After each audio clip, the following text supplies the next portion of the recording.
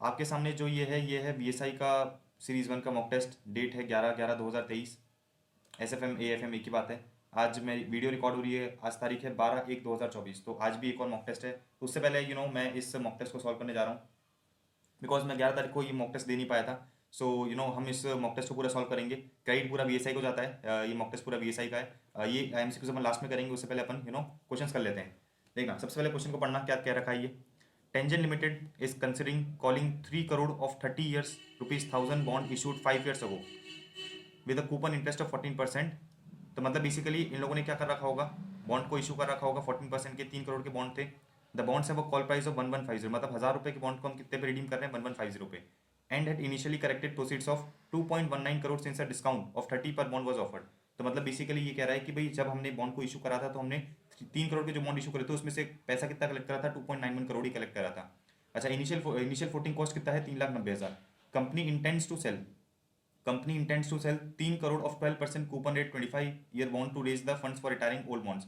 मतलब बेसिकली हम क्या कर रहे हैं, ये बॉन्ड को क्या कर रहे हैं, इसको तो रिफंड कर रहे हैं और उसकी जगह पे हम दूसरे बॉन्ड को इशू कर रहे हैं। It proposes to sell the new bonds at their par value of 1000। Estimated flotation cost है 4,25,000 and the company is paying 40% tax and its after tax cost of that जो है 8% दे रखा है। As the new bond must first be sold and then their proceed to be used to retire the old bonds. The company expects 2 month period of overlapping interest during which the interest must be paid on the old bond and the new bond, you are required to valid the bond refunding decision.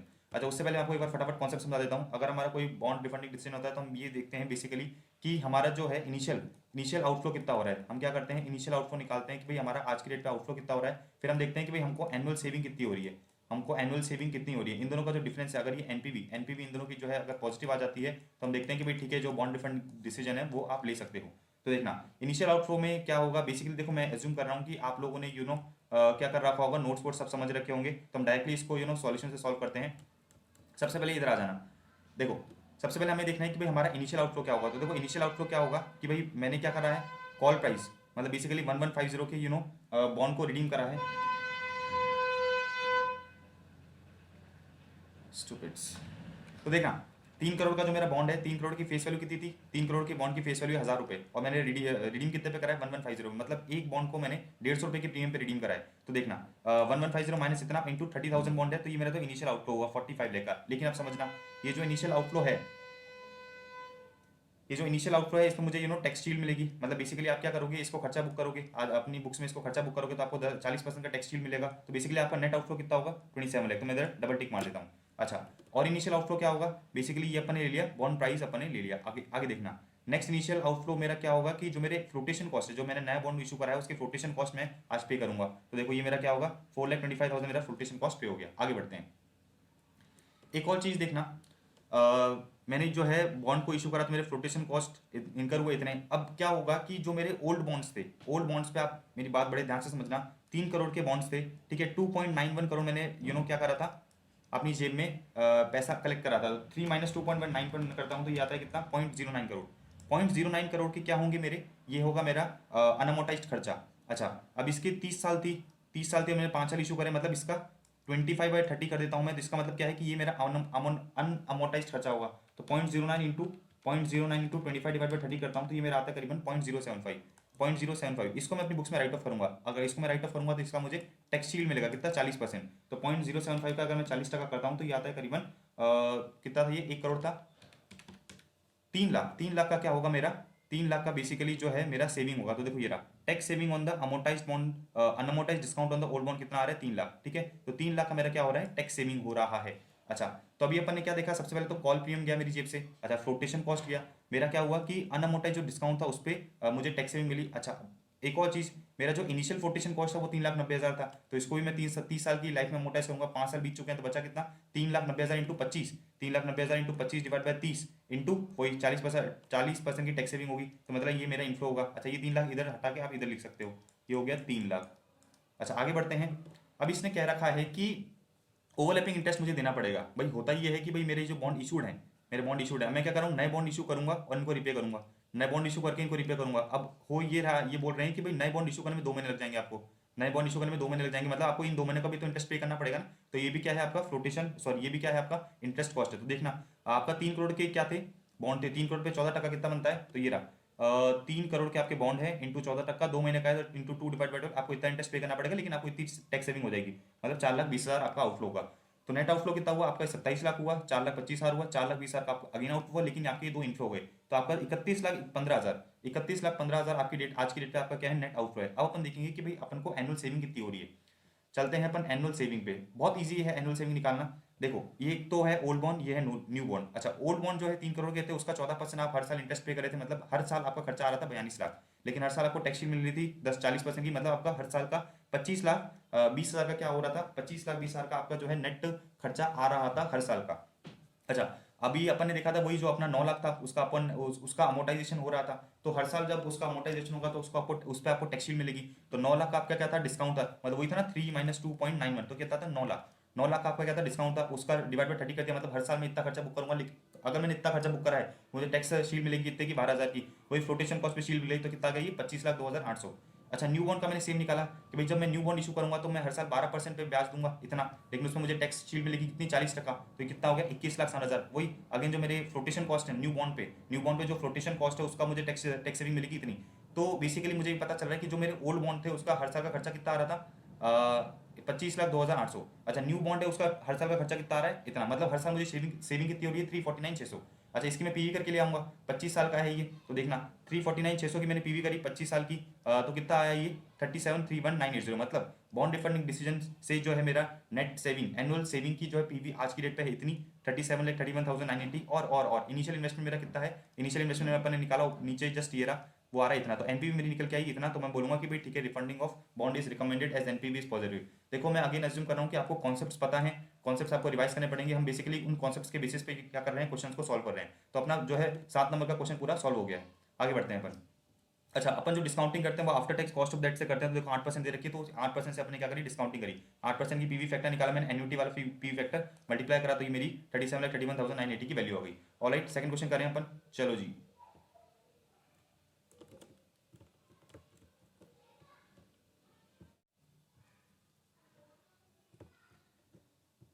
तो basically अब अपन को देखना है question number 2, very easy. देखो firm has projected the following cash flow from a project under evaluation. एक project है जिसमें आपका आज की डेट पे 70 लाख का क्या होगा? आउटफ्लो होगा, बाकी 3 साल में आपका ये इनफ्लो होगा। अच्छा above cash flows have been made at an expected price after recognizing inflation. अच्छा ये जो अपने को दे रखे हैं आफ्टर रिकॉग्नाइजिंग इन्फ्लेशन दे रखे हैं, मतलब इसके अंदर इन्फ्लेशन चीजें इन्फ्लेशन इंक्लूडेड है। अच्छा फर्म का कॉस्ट ऑफ कैपिटल 10% है और expected annual rate of inflation कितना है? 5% है। तो देखो मैं आपको एक कॉन्सेप्ट समझाता हूँ, बहुत सीधी सी बात यह है कि अगर अगर अगर आपके जो कैश फ्लोज दे रखे हैं वो कैश फ्लोज दे रखे हैं अगर वो इन्फ्लेशन के साथ दे रखे हैं, मतलब उसके अंदर इन्फ्लेशन एडेड है, तो आपका जो डिस्काउंटिंग रेट होता है उसको भी अपन क्या करेंगे? इन्फ्लेशन ऐड करेंगे डिस्काउंटिंग रेट में भी, मतलब अपन को बेसिकली सबको सेम लेके चलना रहता है, मतलब मेरा आउटफ्लो, मेरा इनफ्लो और मेरी डिस्काउंटिंग रेट सब पे क्या होगा? सेम टैक्स रेट यूज होगी, same tax rate use, I mean sorry, जो टैक्स रेट हम सॉरी मैं ये कह रहा था कि जो आपका आउटफ्लो है, जो आपका इनफ्लो है, जो आपका डिस्काउंटिंग रेट है, सब या तो रियल होंगे या तो क्या होंगे? नॉमिनल। अच्छा रियल नॉमिनल क्या होता है वो मैं आपको समझा रहा नहीं हूँ, आपने कौन सा नोट समझ रखे होंगे। रियल का मतलब बस इतना सा होता है कि भाई इसमें इन्फ्लेशन इंक्लूडेड नहीं होता, और नॉमिनल का मतलब होता है इसमें इन्फ्लेशन इंक्लूडेड होता है। तो देखो अपने को करना क्या है?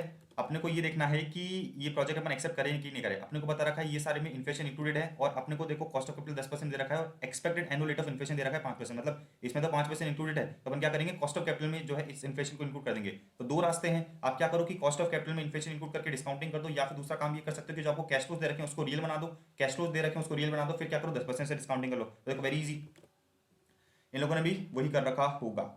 लेट्स सी, देखो ये रहा, it is stated that the cash flows have been adjusted for inflation, है क्या है? ये नॉमिनल है, जो कैश फ्लोज है वो नॉमिनल है, तो अपन क्या कर सकते हैं? The cost of capital discounted real है, in order to be compatible the cash flows should be converted into real cash flow, मतलब कैश फ्लो को इन लोगों ने क्या करा? रियल में कन्वर्ट कर लिया।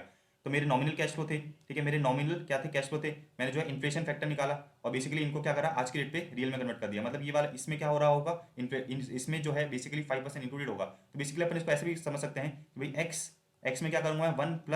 1+5/100, ठीक है, 1+5/100, 1 इक्वल टू कितना हो गया? 30। तो इसको आप सॉल्व करोगे तो आपको वैल्यू मिलेगी 28.56। लेट्स चेक, 5/100, 5/100 प्लस 1, ठीक है, और इसको मैंने डिवाइड करा किससे? 30 से, तो आपको वैल्यू मिलेगी 28.56 बिल्कुल। और ऐसे ही आप क्या करोगे? X plus 1 sorry x bracket में 1+5/100 डिवाइड इंटू 2, इसको कर दो पावर 2 और इक्वल टू डाल देना 40, तो आपको वैल्यू मिल जाएगी ये वाली। अच्छा तो आपने रियल कैश फ्लो निकाल दी, मतलब कैश फ्लो को आपने क्या करा? रियल में कन्वर्ट कर दिया, मतलब इन्फ्लेशन हटा दिया, तो मैं कॉस्ट ऑफ कैपिटल भी क्या लूंगा? रियल वाली ले लूंगा, तो बेसिकली मैंने ऐसे करके इसकी पीवी निकाल दी 5.4। अच्छा दूसरा रास्ता क्या हो सकता है? दूसरा रास्ता ये हो सकता है कि भाई जो मेरा इन्फ्लेशन, सॉरी, जो मेरा कॉस्ट ऑफ कैपिटल है ना, उसको मैं क्या कर दूं, इन्फ्लेशन डाल दूं। तो फॉर्मूला क्या बनता है, देखो बहुत सिंपल सा फॉर्मूला है, 1 plus nominal rate equals to 1 plus real rate और 1 plus inflation rate.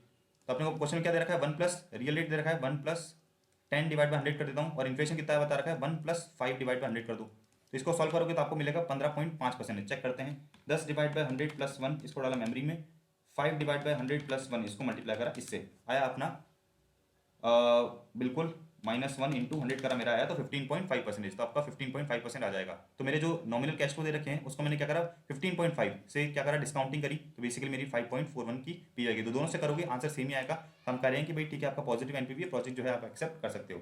Very easy, आगे बढ़े। Let me just check, video record हो रही है ना, हाँ okay, done done done done done. ठीक है, तो देखो तीसरा क्वेश्चन वेरी इजी। तीसरा क्वेश्चन पूछ रहा है कि करेंसी रिस्क क्या होता है, बता देंगे भाई करेंसी रिस्क, ये थ्योरी का क्वेश्चन है। देखो, just like interest rate risk, currency risk is dependent on the government action and economic development. Government some of the parameters to identify the currency risk. Currency risk का मतलब है exchange rate में changes की वजह से जो risk आता है उसको अपन कहते हैं करेंसी रिस्क। तो ये थ्योरी का क्वेश्चन आप इसको कर सकते हो कि देखो गवर्नमेंट का एक्शन का भी क्या होता है, म्यूचुअल इंपैक्ट होता है उसकी करेंसी पे। For example, UK government decision to diverse from European Union, ठीक है, that is this brought the pound to its lowest. फिर नॉमिनल इंटरेस्ट रेट अपन ने पढ़ा है फॉरेक्स में, IRR, interest rate parity theory, purchasing power theory पड़ी inflation rate की। फिर नेचुरल कैलामिटी हो गई तो भी इसका नेगेटिव इंपैक्ट आ सकता है। हम बता देंगे सरकार चेंज हो गई तो भी क्या कर सकती है, वो करेंसी में कोई चेंजेस कर सकती है। तो ये थ्योरी का क्वेश्चन है, आप इसको पढ़ लेना। आगे बढ़ते हैं अपन, उलाला सेकंड का ये, लेट्स सी। सेकंड का ये करते हैं, XYZ is a paint manufacturer, the analyst forecast the free cash flow is shown below. क्या बता रखा है, 13, 14, 15, 16, 17, 18, 19। आपने को कैश सेल्स बता रखा है इतना। फिर हमको बता रखा है ईबीआईटी, डन। नोपैट बता रखा है, मतलब ईबीआईटी में से इन लोगों ने इंटरेस्ट लेस करा होगा, टैक्स लेस करा होगा, तो आया अपना नोपैट। अच्छा, डेप्रिसिएशन एड बैक कर दिया, कोई दिक्कत नहीं है। फिर उसके बाद इन लोगों ने कैपिटल खर्चा लेस करा, उसके बाद इन लोगों ने इंक्रीज इन वर्किंग कैपिटल का एडजस्टमेंट करा, तो आपका फ्री कैश फ्लो आ गया। ओके, इसको आप चेक भी कर सकते हो ऐसे कि भाई जो 10.61 है उसमें आप क्या करो, ऐड कर दो इतना, तो ये क्या हो जाएगा 13.75। इसमें आप क्या करो, डेप्रिसिएशन ऐड करो, ये दोनों लेस कर दो, तो आपका आ जाएगा 6.27। Let's check, 11.21 plus 2.13 less 0.63 less 6.44। Basically जो आपके सामने पेपर है ना, ये मैं भी पहली बार ही देख रहा हूँ। मतलब क्वेश्चंस हो सकता है क्वेश्चन बैंक से मैच करते हो, लेकिन क्वेश्चंस और इंस्टेंटेनियसली सॉल्व कर रहा हूँ बेसिकली मैं इनके जो क्वेश्चन दे रखे हैं। अच्छा, अब देखो आगे क्या बोल रहा है, cost of capital of the company क्या है, 15% है। वैल्यू ऑफ डेट क्या बता रखा है, 7.92 crore. Assuming that the company acquiring XYZ limited will not make any operating improvements और change the capital structure and analyst expect the cash flow to grow at the rate of 10% forever after 2020। अच्छा, determine the value of firm and equity. Okay, अब मेरी बात बड़े ध्यान से सुनना। ये बोल रहा है कि आपका कॉस्ट ऑफ कैपिटल 15% है, ठीक है। अच्छा, वैल्यू ऑफ डेट कितना बता रखा है, 7.92 करोड़ इन लोगों ने वैल्यू ऑफ डेट बता रखा है। आगे बोल रहा है, assuming that the company acquiring XYZ limited, जो कंपनी इस XYZ लिमिटेड को एक्वायर कर रही है, will not make any operating improvements और change the capital structure and analyst expect that the cash flow to grow at the rate of 10% forever after 2020। मतलब जो free cash flow आपको बता रखे हैं ना, 2020 के बाद हमेशा 10% से क्या करते रहेंगे, ग्रो करते रहेंगे, तो इसको अपन कैपिटलाइज कर देंगे बेसिकली। अच्छा, determine the value of the firm and equity, determine the value of firm and equity. अब देखना, बेसिकली अपने को क्या करना है, फ्री कैश फ्लो की डिस्काउंटिंग करनी है। तो आ जाते हैं अपन 2 के ए में। ओके, देखो अपन को फ्री कैश फ्लो साफ साफ बता रखा है, इधर से लेकर अपन इधर तक उठा लिए। इसका अपने पीवी फैक्टर निकाला 15% से, PV factor cost of capital खुद कंपनी ने बता रखा है 15% है, तो अपना प्रेजेंट वैल्यू आ गया कितना, 36.09। अच्छा, ये बोल रहे हैं कि इसके आगे क्या हो रहा है, इसके आगे फॉरएवर 10% से ग्रोथ करता रहेगा। तो अपना एक फॉर्मूला बनता है D1/KE-G, D1/KE-G। तो अपन वही लगाएंगे 7.05 इंटू ग्रोथ रेट क्या दे रखी है, 10% दे रखी है। तो देखो ये रहा 7.05 इंटू ग्रोथ रेट डाली, अपन ने KE-G करा मैंने, तो मेरी जो है 155.1, ये इधर की वैल्यू होगी 2020 की। अच्छा, इसको भी आज की डेट पे लेके आऊंगा तो इंटू करूंगा 0.329 से। तो देखो इन लोगों ने वही करा 155.1 इंटू 0.329। ये आई थिंक ये डेसिमल्स के एरर इन लोगों ने कर रखे हैं, पर कोई बात नहीं। तो अपनी वैल्यू क्या है, 50.72 करोड़। अच्छा, इन दोनों को ऐड कर दो, इन दोनों को ऐड कर दोगे तो क्या आएगा आपका, सॉरी इसको नहीं, इसको और इसको ऐड कर दो। तो इसको और इसको ऐड करा तो आपकी टोटल वैल्यू फॉर्म आ जाएगी। उसमें से आप क्या करो, बेसिकली माइनस कर दो 7.92 करोड़, तो बेसिकली आपका जो है 78.89 जो है वैल्यू ऑफ इक्विटी आ जाएगा। Very easy. Okay, terminal value is a stable perpetuity. ठीक है, ये अप्रोच तो आप छोड़ सकते हो। इन लोगों ने ये कहा कि भाई टर्मिनल वैल्यू जो है, टर्मिनल वैल्यू बोले तो जो अपने को 7.05 मिलेगा वो फ्यूचर मिलता ही रहेगा, स्टेबल परपेचुइटी है। मतलब बिना ग्रोथ रेट को इन लोगों ने कर दिया, बिना ग्रोथ रेट को कंसिडर करे करा है, तो 7.05 अपॉन डायरेक्ट कर दिया, मतलब वही करा, डायरेक्टली कैपिटलाइज कर दिया, D1/KE कर दिया इन लोगों ने। लेकिन ठीक है, अपन को बेसिकली ये वाला फॉर्मूला फॉलो करना है। अपन को ज़्यादा अप्रोच लगानी नहीं है। जनरली आईसीआई के इलस्ट्रेशंस में यही फॉर्मूला यूज हो रखा है, कौन सा, D1/KE-G, D1/KE-G। देखो बहुत बहुत आसान काम था, अपने को पूछ रहा था determine the value of firm and equity, तो जो भी अपन को दे रखा है बस उसके अपन सब कुछ दे रखा था, अपन को कुछ करना नहीं था। ये फ्री कैश अपन को सब बता रखे थे, इसके अपन ने डिस्काउंटिंग कर ली। ओके अच्छा, एक और चीज देखो, कॉस्ट ऑफ कैपिटल लोगों ने बता रखा है कंपनी का कितना, 15%। तो अपन ये अज्यूम करते हुए चल रहे हैं कि भाई ये weighted average cost of capital होगा, ठीक है, weighted average cost of capital, ठीक है, समझ रहे हो। Weighted average cost of capital मतलब इक्विटी और डेट को दोनों को कंसिडर करते हुए इसे निकाला। अच्छा, वैल्यू ऑफ डेट बता रखा था, वैल्यू ऑफ फर्म निकाल के अपने डेट को माइनस कर दिया तो अपने को वैल्यू ऑफ इक्विटी मिल गई। Assuming that the company acquiring this will not make any this analyse the analyst को लगता है कि भाई एक्सपेक्टेड कैश फ्लो ग्रो करेंगे 10% फॉर एवर, डन। तो देखो इन लोगों ने क्वेश्चन में साफ साफ क्या रखा है कि 10% से ग्रो करेंगे, इसलिए अपन ये वाला फॉर्मूला यूज करा। अभी स्टेबल परपेचुइटी अप्रोच टू आप इसको छोड़ सकते हो, वेरी इजी, कुछ नहीं करना, सब कुछ दे रखा था, बस आपको पीवी करनी है। पीवी फैक्टर आपको निकालना आता होगा, अपन अज्यूम कर रहे हैं, और नहीं निकालना आता तो मैं आपको फटाफट बता देता हूँ। जैसे 2013 का कैसे निकाला, 15/100, मैं बता रहा हूँ कैलकुलेटर में 15/100 +1 करके आप क्या करो, बस डिवाइड इक्वल टू दबा देना, तो आपका आ जाएगा 0.869, मतलब 0.870, इजी। अब चलते हैं अपन 2B में, 2B में चलते हैं अपन, 2B, या ओके, वेरी इजी। देखो, ABC Limited is considering a project in US which will involve an initial investment of $1 crore 10 lakh. अच्छा, अपन यूएस में एक प्रोजेक्ट लगाने जा रहे हैं, जिसमें इनिशियल इन्वेस्टमेंट कितना होगा, $1 करोड़ 10 लाख का होगा। प्रोजेक्ट की 5 साल की लाइफ है। करंट स्पॉट एक्सचेंज रेट कितनी बता रखी है, 48 पर डॉलर। ओके, आगे देखते हैं। RF मुझे बता रखा है 8%, और इंडिया में बता रखा है कितना, risk rate of return in US is 8% and the same in India is इतना। Cash flow from the project is as follows, 1 2 3 4 5। Calculate the NPV of the project using foreign currency approach. Foreign currency approach की बात कर रहा है, foreign currency approach की बात कर रहा है। Required rate of return on the project कितना है, 14% है। रिक्वायर्ड रेट ऑफ रिटर्न कितना बता रखा है, 14% है। अच्छा, बेसिकली अपने को जो है ना एक फॉर्मूला याद रखना पड़ेगा। इसमें एक फॉर्मूला बनता है, मैं आपको बताता हूँ। 1 plus risk adjusted discount rate equals to 1 plus RF and 1 plus risk premium. इधर एक ये वाला फॉर्मूला लगेगा, बड़े ध्यान से समझना इसको। अब देखो, अपने को साफ साफ बता रखा है कि भाई इनिशियल इन्वेस्टमेंट इतना है, ठीक है। अच्छा, आगे मुझे ये दे रखा है कि भाई स्पॉट रेट मुझे बता रखी है 48, और फिर मुझे बता रखा है RF बता रखा है 8% and the same in India. मतलब बेसिकली अपने को दे रखा है RF, मतलब यूएस में तो 8% है, और RF इंडिया में कितना है, 12% है।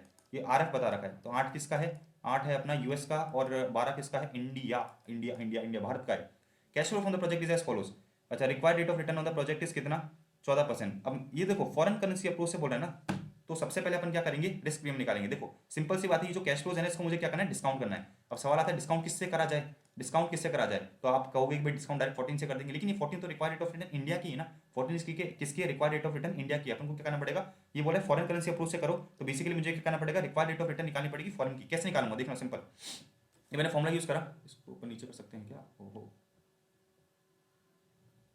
इधर ही मैं लिख देता हूँ। देखो अपन ये फॉर्मूला यूज करा, सबसे पहले अपन इंडिया की बात करते हैं। रिस्क एडजस्टेड डिस्काउंट रेट कितनी बता रखी है, 1 plus 14/100, right, equals to India का रिस्क प्रीमियम कितना है, 1 प्लस इंडिया का रिस्क प्रीमियम उठाते हैं 8% है, नहीं, इंडिया का रिस्क रेट है 12%, तो 12/100, तो मुझे मिल जाएगा रिस्क प्रीमियम कितना है, 1 प्लस RP/100।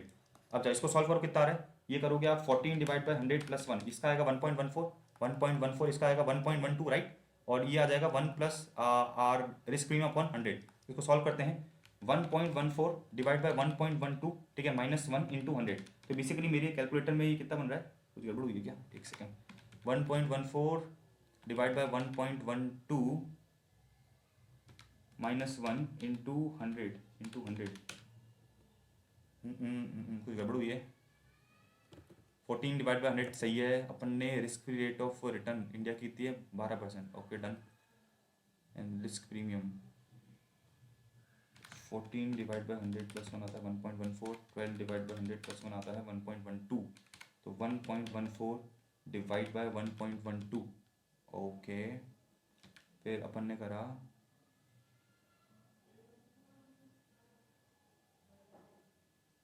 -1 इंटू 100, तो ये मेरी 1.785 आ रहा है, लेट्स सी। अच्छा सॉरी, ठीक है, सही है, परफेक्ट।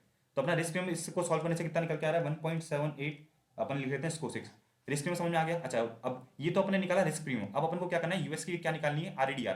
कैसे करेंगे, देखो यूएस का अपने को रिस्क रेट कितना बता रखा है, 8%, तो अपन करेंगे 1 plus 8 divide by 100, okay done.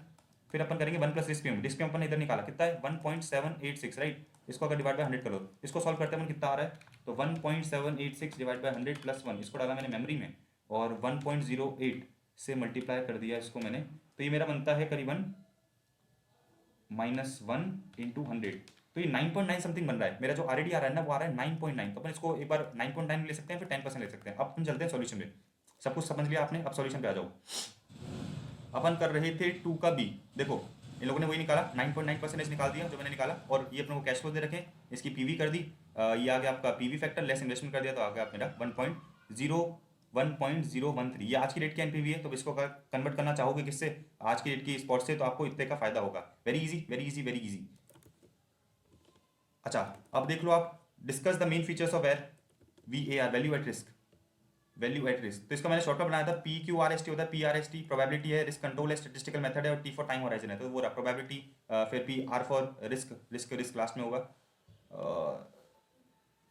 ये उल्टा लिख दिया लोगों ने, रिस्क कंट्रोल होगा, ठीक है, S for statistical method and T for time horizon. कितने नंबर का क्वेश्चन है, 3 नंबर का, 3 पॉइंट लिख के आ जाओगे तो भी आपका काम हो जाएगा। आगे बढ़ते हैं।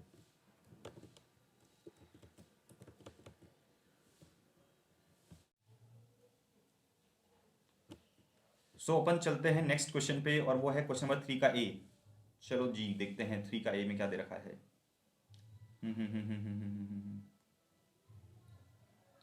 Okay done. देखो, company X is contemplating the purchase of company Y, ठीक है कोई बात नहीं, कंपनी वाई को हमको एक्वायर करना है। कंपनी एक्स के कितने हैं, 3 लाख शेयर्स हैं, having a market price of 30 पर शेयर। ओके डन, तो अपन एक बार नोट करते हुए चलते हैं इधर। Okay just wait for a second, इसके अपन कर देते हैं। अच्छा, आपने को 2 इन्फॉर्मेशन बता रखी है, एक तो कंपनी एक्स है, एक कंपनी वाई है। आगे बढ़ते हैं। कंपनी एक्स की इन लोगों ने बता रखी है कि भाई कंपनी एक्स है तो 3 लाख शेयर, तो मैंने लिखा 3 लाख तो क्या है, कंपनी के शेयर्स हैं। अच्छा, फिर इन लोगों ने कहा कि भाई मार्केट प्राइस कितनी है, मार्केट प्राइस में लिख देता हूँ, मार्केट प्राइस बता रखी है 30। कंपनी वाई के 2 लाख शेयर्स और मार्केट प्राइस कितनी, तो इधर मैंने लिखा 2 लाख शेयर्स हैं और मार्केट प्राइस कितनी बता रखी है 20। चलो आगे बढ़ते हैं। द ईपीएस बता रखा है 4 एंड 2.25। आगे बढ़ते हैं।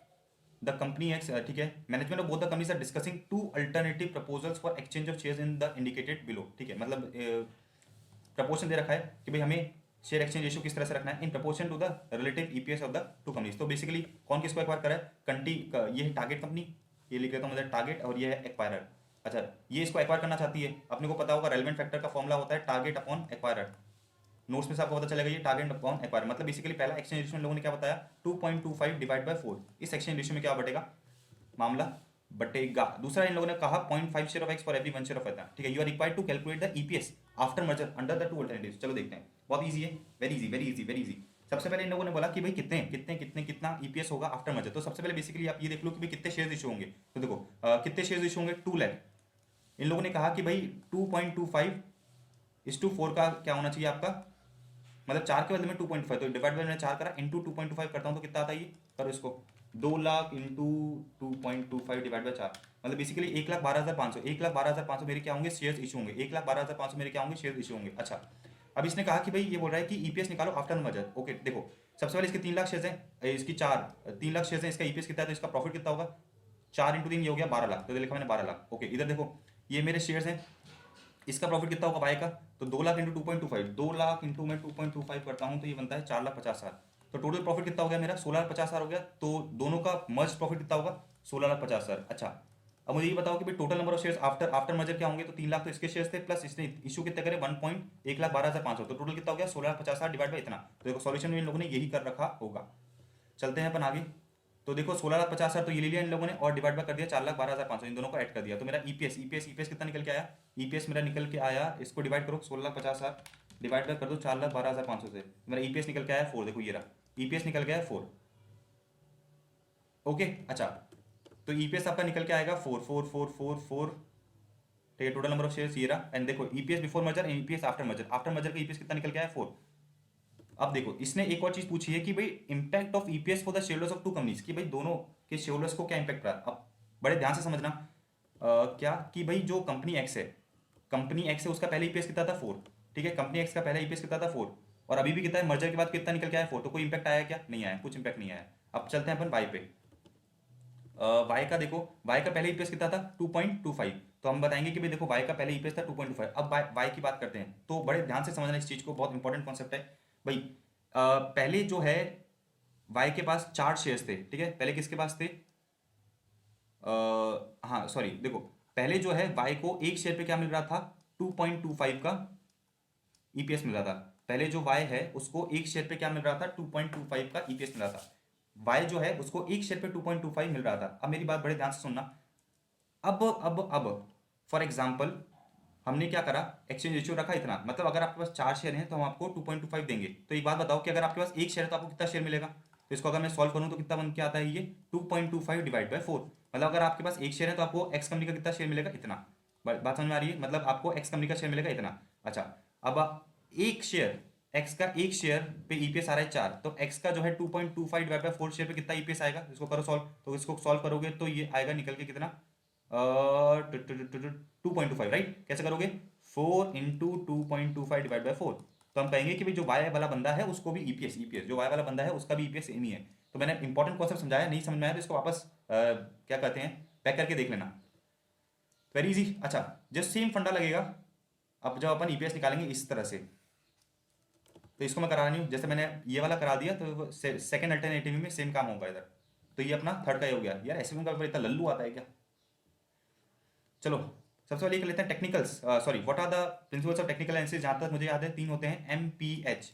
ये होता है मार्केट डिस्काउंट्स एवरीथिंग, ये होता है market discounts everything. Price tends to, price जो है ट्रेंड में मूव करता है एंड हिस्ट्री रिपीट्स इटसेल्फ। ऐसे कुछ होना चाहिए। Let's see let's see let's see let's see. देखो ये रहा, मार्केट जो है डिस्काउंट कर देता है एवरीथिंग को। M P for price move in trend and history tend to repeat itself. अंदर आप जो है अपनी मर्जी से थोड़ा थोड़ा लिख के आ सकते हो। चलते हैं अपन थर्ड के बी में। थर्ड के बी में देखो वेरी इजी, थर्ड का भी वापस लल्लू सा क्वेश्चन है। देखना, TMC holding limited has a portfolio of shares of diversified companies valued eight 400 crore. भाई आप एक कंपनी हो, आपके पास 400 करोड़ का क्या है? 400 करोड़ के शेयर्स हैं। Enters into a swap arrangement with none bank on the terms that it will get 1.15% quarterly on notional principal of 400 crore in exchange of return on the portfolio which is exactly tracking the Sensex which is presently इतना। अच्छा देखो, ये कह रहा है कि भाई मेरे पास तो क्या है, पोर्टफोलियो ऑफ शेयर्स है, मतलब मेरे पास 400 करोड़ के शेयर्स हैं। TMC holding limited has a portfolio of shares of diversified companies valued at इतना crore, enters into a swap arrangement with none bank. अच्छा, मैं एक कंपनी हूँ, एक बैंक है, मैं बैंक के पास गया कि मैंने बैंक को बोला एक स्वैप करते हैं। अच्छा, स्वैप किस तरह से होगा? With none bank on the terms that it will get 1.15% quarterly on the notional principal of 400 crore in exchange of return on portfolio which is exactly tracking the sensex। मतलब बेसिकली जहां तक मैं इस क्वेश्चन को समझ पा रहा हूँ, ये कह रहा है कि भाई मैं बैंक के पास गया, मैंने बैंक को कहा कि देखो 400 करोड़ मेरे पास है, ठीक है, आप तो मुझे इस 400 करोड़ पे क्या कर देना, 1.15% क्वार्टरली पेमेंट करते रहना, बाकी जो भी रिटर्न आता है वो आप ले लेना। ये कह रहा है ना ये, तो मेरी अंडरस्टैंडिंग मुझे ये बता रही है। अच्छा, ये बोल रहा है कि calculate the net payment to be received या paid at the end of each quarter अगर Sensex turns out to be इतना इतना इतना इतना। देखो वेरी इजी, आप ऐसा कर सकते हो। सबसे पहले क्वार्टर में सेंसेक्स कितना हो गया? 21860। आज की वैल्यू कितनी है? 400। तो अगर मैं ऐसा कहूँ, इसको मैं सॉल्व करने की बात करूँ, तो अगर इसको अपन एक बार रब कर देते हैं, चलो भाई जीरो हो जा तू। 21860 आज की रेट पे सेंसेक्स है 21860, ठीक है। 21860, पहले सेंसेक्स कितना था? 21,600 21,600 21,600। तो अगर मैं ऐसा करूं भाई 400, 21860 डिवाइड बाई 21,600 इंटू 400, मैं ये देखूंगा कि भाई सेंसेक्स कितने परसेंट से बढ़ गया, सेंसेक्स कितने परसेंट से बढ़ गया। यही होगा, ऐसा ऐसा ही होगा बेसिकली। अगर मैं कहना चाहूँ 400 करोड़ की वैल्यू, हाँ सिंपल सिंपल सिंपल यही होगा ना फिर तो। या इसको आप दूसरे तरीके से कैसे कर सकते हैं अपन? भाई मुझे ये देखना है कि 21,860 मेरा सेंसेक्स जो है 21,808 हो, 21,700, यही फॉर्मूला लगेगा इसमें तो। 21,860 डिवाइड बाई 21,600 इंटू 400। या फिर इसको देखो ऐसे लॉजिकल समझ सकते हो कि भाई 400, भाई 21,600 पे 21,000, जब सेंसेक्स 600 था तो मेरी वैल्यू 400 थी। अब मेरा सेंसेक्स 21,860 है, ठीक है, तो मेरी वैल्यू कितनी होगी? तो अगर इसको करोगे तो वही आएगा। हाँ राइट, तो अपन ने सही करा है, फॉर्मूला सही लगाया। लॉजिकली देखो, लॉजिकली आप ऐसे समझ सकते हो कि जब 21,600 था तो मेरा वैल्यू थी इतनी, ठीक है। अब क्योंकि मेरा सेंसेक्स बढ़ा तो मेरी वैल्यू बड़ी होगी, तो 21,860 पे वैल्यू कितनी होगी? तो इसको अगर सॉल्व करोगे तो वैल्यू आएगी आपकी, करो इसको, 21,860 डिवाइड बाई 21,600 इंटू 400। मैं आपको एक चीज़ बता दूं, पता है होता ये है कि भाई अपन इतने टेक्निकल्स में घुस जाते हैं सीए बन के या फिर सीए बनते बनते कि अपन बहुत बेसिक चीज़ें है ना भूल जाते हैं। तो जैसे अपन ये बेसिक चीज़ में कंफ्यूज हो गए ना कि ये फॉर्मूला लगेगा कैसे लगेगा, तो होता है ये बहुत जनरल है, लेकिन ठीक है। जी इसलिए है ना मॉक टेस्ट सॉल्व करना इंपॉर्टेंट है, बिकॉज आपको ये पता चलता है कि एक्चुअली में जब आपको दिमाग चलाने की बात आती है तो आपका दिमाग चल रहा है कि नहीं चल रहा। ठीक है, अब मेरे जैसा बंदा भी देखो इसमें कंफ्यूज हो गया ना कि भाई ये फॉर्मुला सही है कि नहीं है, तो अपने एक बार फिर ये लॉजिक लगाया। तो इसलिए वो कहते हैं कि कॉन्सेप्चुअल क्लैरिटी अगर जो बेसिक्स में इंपॉर्टेंट है, मतलब अगर कॉन्सेप्चुअल क्लैरिटी है आपकी तो आप फॉर्मुला ड्राइव कर सकते हो। तो ये फॉर्मुला रटा हुआ था इन द सेंस कि भाई जब भी अपन ने क्वेश्चन मैंने ऑडिट करी तो मैंने ये देखा कि भाई डायरेक्ट ऐसे ऐसे ऐसे कर दो, हमें कोई कंफ्यूजन हो गया नहीं भी सही कर रहे हैं कि नहीं कर रहे। तो लेट्स सी सेंसेक्स की वैल्यू कितनी हो गई मेरी, 404 नहीं, मेरे पोर्टफोलियो की वैल्यू हो गई 404.82। अब देखना देखना देखना देखना अपन सबको सॉल्यूशन पे जाते हैं। देखो अपन ने यही निकाला ना वेट सेंसेक्स का रिटर्न 4 पॉइंट, अपन ने कितना निकाला, अपन ने निकाला 4 पॉइंट, इन लोगों ने करोड़ में ले रखा है, क्या ले रखा है, करोड़ में ले रखा है 4.81। कुछ गड़बड़ करी अपन ने,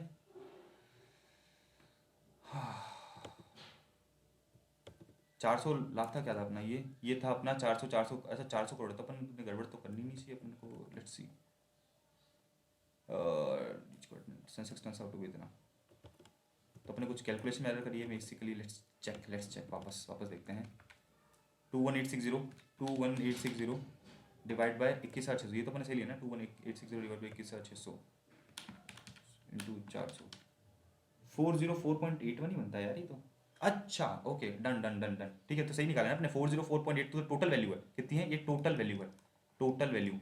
ओरिजिनल वैल्यू कितनी थी, ओरिजिनल वैल्यू थी 4 करोड़, 400 करोड़ आएंगे, तो अपना 4.82 करोड़ आया।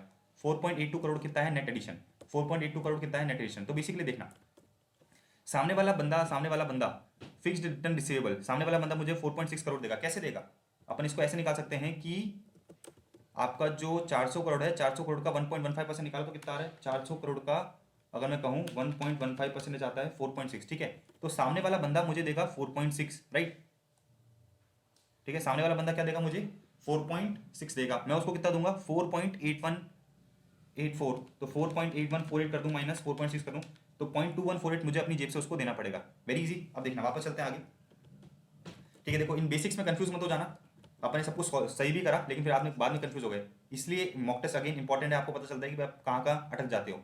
देखना वापस वापस वापस वापस, अब सेंसेक्स इधर से इधर हो गया, तो अपन देखते हैं कि भाई ठीक है कितना हुआ। हम्म, हम्म, हाँ, तो इसका इसका सॉल्यूशन क्या हो सकता है, अगेन अपन वापस लॉजिक लगाते हैं कि भाई 21780 डिवाइड बाय 21, अच्छा सेंसेक्स गिर गया भाई साहब, सेंसेक्स गिर गया, देखो सेंसेक्स गिर गया, तो अपन इसको ऐसे भी देख सकते हैं कि ठीक है डन, तो इसको इंटू कर दो आप, क्या इसको इंटू करो आप, कितना कितना कितना अपनी लेटेस्ट वैल्यू कितनी निकल के आई थी 4.404 तो इसको देखो आपको पता चलेगी इसकी वैल्यू कितनी आ रही है, 21780 डिवाइड बाय 21860 इंटू 404.82, ठीक है, कितना हो गया ये 403.34, 403.34 की इसकी वैल्यू रह गई, 403.34 की इसकी वैल्यू रह गई, मतलब ये क्या हुआ घटा है, राइट। अच्छा देखो अगेन मुझे 4.6 तो मिलेगा उससे, सामने वाला बंदा मुझे 4.6 तो क्या देगा, पैसा देगा, राइट, सामने वाला बंदा जो है मुझे 4.6 पैसा देगा। अच्छा मुझे उसको कुछ पेमेंट करने की जरूरत है क्या, 3 सेंसेक्स गिर गया, तो अपना क्वेश्चन क्या कह रहा है, क्वेश्चन कह रहा है इन exchange of the return portfolio, मतलब मैं उसको बेसिकली हाँ जो भी प्रॉफिट होगा मैं उसको दूंगा, राइट, और जो भी लॉस होगा वो भी मैं उसको चेपूंगा, राइट, ये क्या आएगा ना अपन से ये, हाँ ठीक है, easy easy easy easy very easy very easy, तो जो भी प्रॉफिट है वो मैं उसको दे दूंगा। भाई अपना क्वेश्चन ये कह रहा है, वापस बड़े ध्यान से समझना कि भाई मेरे पास एक पोर्टफोलियो ऑफ एसेट है, मैं बैंक के पास गया, मैंने बैंक को बोला कि देखो शेयर्स पे जो भी रिटर्न मिल रहा है ना वो आपका, प्रॉफिट आपका लॉस आपका, आप तो बस मुझे क्या करना 4.6 हर क्वार्टर में देते रहना, तो प्रॉफिट हुआ तो मैं उसको चेप दूंगा, लॉस हुआ तो भी उसको चेप दूंगा। तो अपने इस केस में क्या हुआ है, सेंसेक्स गिरा तो मुझे लॉस हुआ, अब देखो लॉस कितने का हुआ, तो लॉस अगर आप देखोगे लॉस कितने का हुआ अपन चेक करते हैं, आपका 4.404.82 करोड़ से आपका अमाउंट आ गया इतना, इसको माइनस करो कितना आ रहा है 404.82 लेस 403.34, ये बन के आता है आपका 1.48, मतलब 1.48 का आपका नुकसान हुआ। तो सामने वाला बंदा मुझे 1.48, ये थोड़ा सा मेरे हिसाब से आप समझो डेसिमल्स का एरर है, तो 1.4640, तो सामने वाला बंदा मुझे 4.6 भी देगा और ये लॉस भी देगा, तो टोटल कितना दे देगा, इतना अमाउंट दे देगा, ठीक है। अच्छा इसको एक्यूरेटली निकालना चाहो तो आप ऐसे भी निकाल सकते हो, अपन ने तो इसको क्या करा डायरेक्टली निकाल दिया, 21780 माइनस 21860 कितना आ रहा है ये 21860, 80 डिवाइड बाय 21860 इंटू 100 करोगे तो आपका आता है 36.59%। Okay okay okay okay okay, ये रहा। हाँ तो 36.60 आ रहा है, 36.60% आ रहा है। कैसे निकाला इन लोगों ने? बहुत सिंपल है, देखो तरीके बहुत अलग अलग कर रखे हैं इन लोगों ने। अपना सेंसस कितना था पहले, ये रहा 21860 माइनस 21780, ठीक है, डिवाइड बाय इसने कर दिया 21860। इसको करोगे तो आपको ये आएगा 36.6। वापस करके देख लो, 21860 माइनस 21780 डिवाइड बाय 21860 इंटू 100 करोगे तो आएगा आपका ये 36.60%। तो इसने वही करा 36.60%, मतलब सेंसेक्स मेरा बेसिकली इतने परसेंट से गिरा है। हाँ, 0.36% से मेरा सेंसेक्स गिरा है। तो अपने वही करा कि भाई मेरे पोर्टफोलियो को मैंने क्या करा, इतने से गिरा दिया। तो आपका पोर्टफोलियो की वैल्यू कितनी थी? आपके पोर्टफोलियो की वैल्यू सिंपल थी कितनी, 404.8, राइट?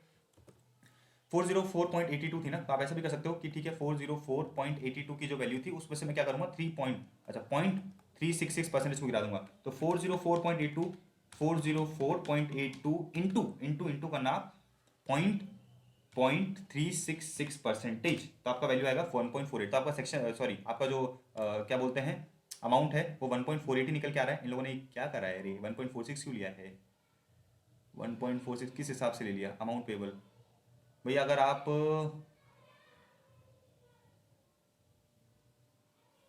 अच्छा, इन लोगों ने ये ऐसे डेसिमल सेट करें, ठीक है। तो आपके पास 400 था, 400 में इन लोगों ने 4.8148 ऐड करा, right right right right. Amount payable आपका 400 था, 400 में आपने 4.1, आपका सेंसेक्स की वैल्यू इतनी हो गई ना, बिल्कुल। तो 400 तो ये कितना हो गया 404.8148। अब इसका परसेंटेज निकालो पूरे का, इसका पूरे का निकालो तो मोस्ट प्रॉब्ली यही आना चाहिए 404.8148 इंटू 0.366%। थैंक गॉड आ गया। तो 1.4616 अगेन 1.48 ही आ रहा है यार। क्या कर रखा है इन लोगों ने? ये डेसिमल्स कह रहे हैं या फिर क्या है, डेसिमल्स कह रहे हैं या फिर क्या है? 1.48 1.46 6 ही है क्या यार? ये 6 है क्या? ये समझ नहीं आ रहा, मेरा कैलकुलेटर खराब है क्या है? ठीक है, मेरे हिसाब से ये 1.46 ही होना चाहिए। रुक जाओ वापस देख लेते हैं। 404.8148 इंटू इंटू इंटू इंटू 0.366%। हाँ तो मेरे हिसाब से फिर ये कैलकुलेटर में कुछ गड़बड़ लग रही है मुझे। हाँ ऑलराइट, ठीक है ठीक है, आप कॉन्सेप्ट समझ गए ना। वापस फटाफट देख लो इसका कॉन्सेप्ट क्या है कि भाई 400 करोड़ की मेरी इनिशियल वैल्यू है। मुझे बस इतना सा देखना है कि भाई जैसे जैसे मेरा सेंसेक्स बढ़ेगा घटेगा मेरी पोर्टफोलियो की वैल्यू भी बढ़ेगी और घटेगी। तो अगर मेरा पोर्टफोलियो बढ़ा तो क्या करूंगा मैं, सामने वाला बंदा जो बैंक है वो मुझसे प्रॉफिट ले लेगा, और घटा तो मुझे क्या कर देगा, वो पेमेंट कर देगा। तो वापस एक बार फटाफट क्विकली रिवाइज कर लेते हैं। थोड़ा अपन अपने बेसिस पे करते हैं कि भाई ठीक है अभी मेरा 21860 डिवाइड बाय मैं करता हूँ कितना है, तो इसे पहले लिख लेते हैं इधर, अपने तरीके से करके देखते हैं इसको। 21780 इधर अपन लेते हैं 22080, और इधर मेरी सेंसेक्स की वैल्यू कितनी है 21960। ठीक है, अपन करते हैं कि भाई मेरी इनिशियल वैल्यू थी 400 करोड़, ठीक है। अब मेरी रिवाइज वैल्यू कितनी है वो अपन इधर देख लेते हैं, और ये है इनिशियल वैल्यू, ठीक है। और ये मेरा डिफरेंस जो उसका जो मुझे उससे लेना है या फिर पेमेंट करना है। अच्छा, इनिशियली सेंसस कितना था मेरा? इनिशियली सेंसस 21,600 था, तो मेरा कर दिया मैंने 21,600 इंटू अगर मैं करता हूँ ये, तो मेरा कितना होगा 21860 डिवाइड बाय 21,600 इंटू मैं 400 करता हूँ तो मेरी वैल्यू निकल के आ गई है 404.82 ले 404.81 ले लेते हैं। तो इन दोनों का डिफरेंस 4.81 में क्या लूँगा, मैं बैंक को बोलूँगा कि भाई ठीक है बैंक तुम ये मुझसे ले लो। अच्छा, अब मेरी वैल्यू कितनी है 404, तो मैं करूँगा दिस डिवाइड बाई 21,860 इंटू कर दूंगा मैं क्या 404.81, ठीक है। तो मेरी अब रिवाइज वैल्यू कितनी आएगी तो चेक करते हैं अपन।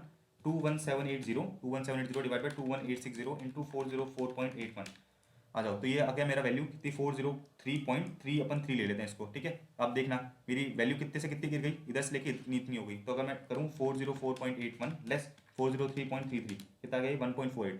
1.48 का क्या हुआ, नुकसान हुआ। नुकसान हुआ मतलब बैंक मुझे ये पेमेंट करेगा। प्रॉफिट हुआ तो मैंने बैंक को दे दिया, लॉस हुआ तो बैंक मुझे मुझे दे देगी ना ये इतना अमाउंट। तो अच्छा फिर आगे बढ़ते हैं। अब मेरी सेंसेक्स की वैल्यू कितनी हो गई 21780 वापस घट गई, वापस नहीं बढ़ी है ना, 21780 से इतनी हो गई। तो इसको मैं करूँ 403.33, ठीक है 403.33। अब इसकी वैल्यू निकालो कितनी हो रही है 22080 डिवाइड बाई 21780 इंटू 403.33 कितना आ गया ये 406 है या 8 है यार, मेरे कैलकुलेटर में थोड़ा गड़बड़ है, कैलकुलेटर आई थिंक दूसरा लेना पड़ेगा। तो ये 406 है या 408 है, कुछ तो है।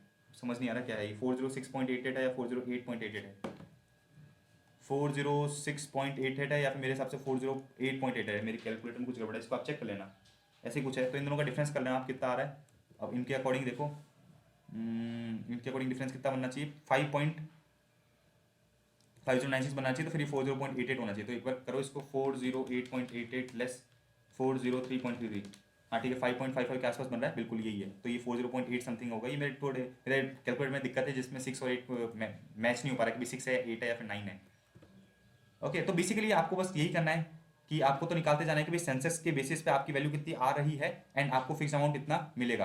तो फॉर एग्जांपल 4.6 तो मेरा क्या है, मुझे उससे लेना है, और 4.8 उसको देना है, तो मैं क्या करूंगा, 0.2148 जो है उसको दूंगा, राइट, 4.6 उससे लूंगा, 4.8148 उसको दूंगा। अच्छा इधर क्या हुआ, 4.6 उससे लूंगा, लॉस मैंने उसको दिया, इसका मतलब है वो टोटल अमाउंट मुझे पे करेगा। तो उस बेसिस पर मैंने पूरा सॉल्व कर दिया। जस्ट अ सेकेंड, अपने लैपटॉप में चार्जर लगा देता हूँ।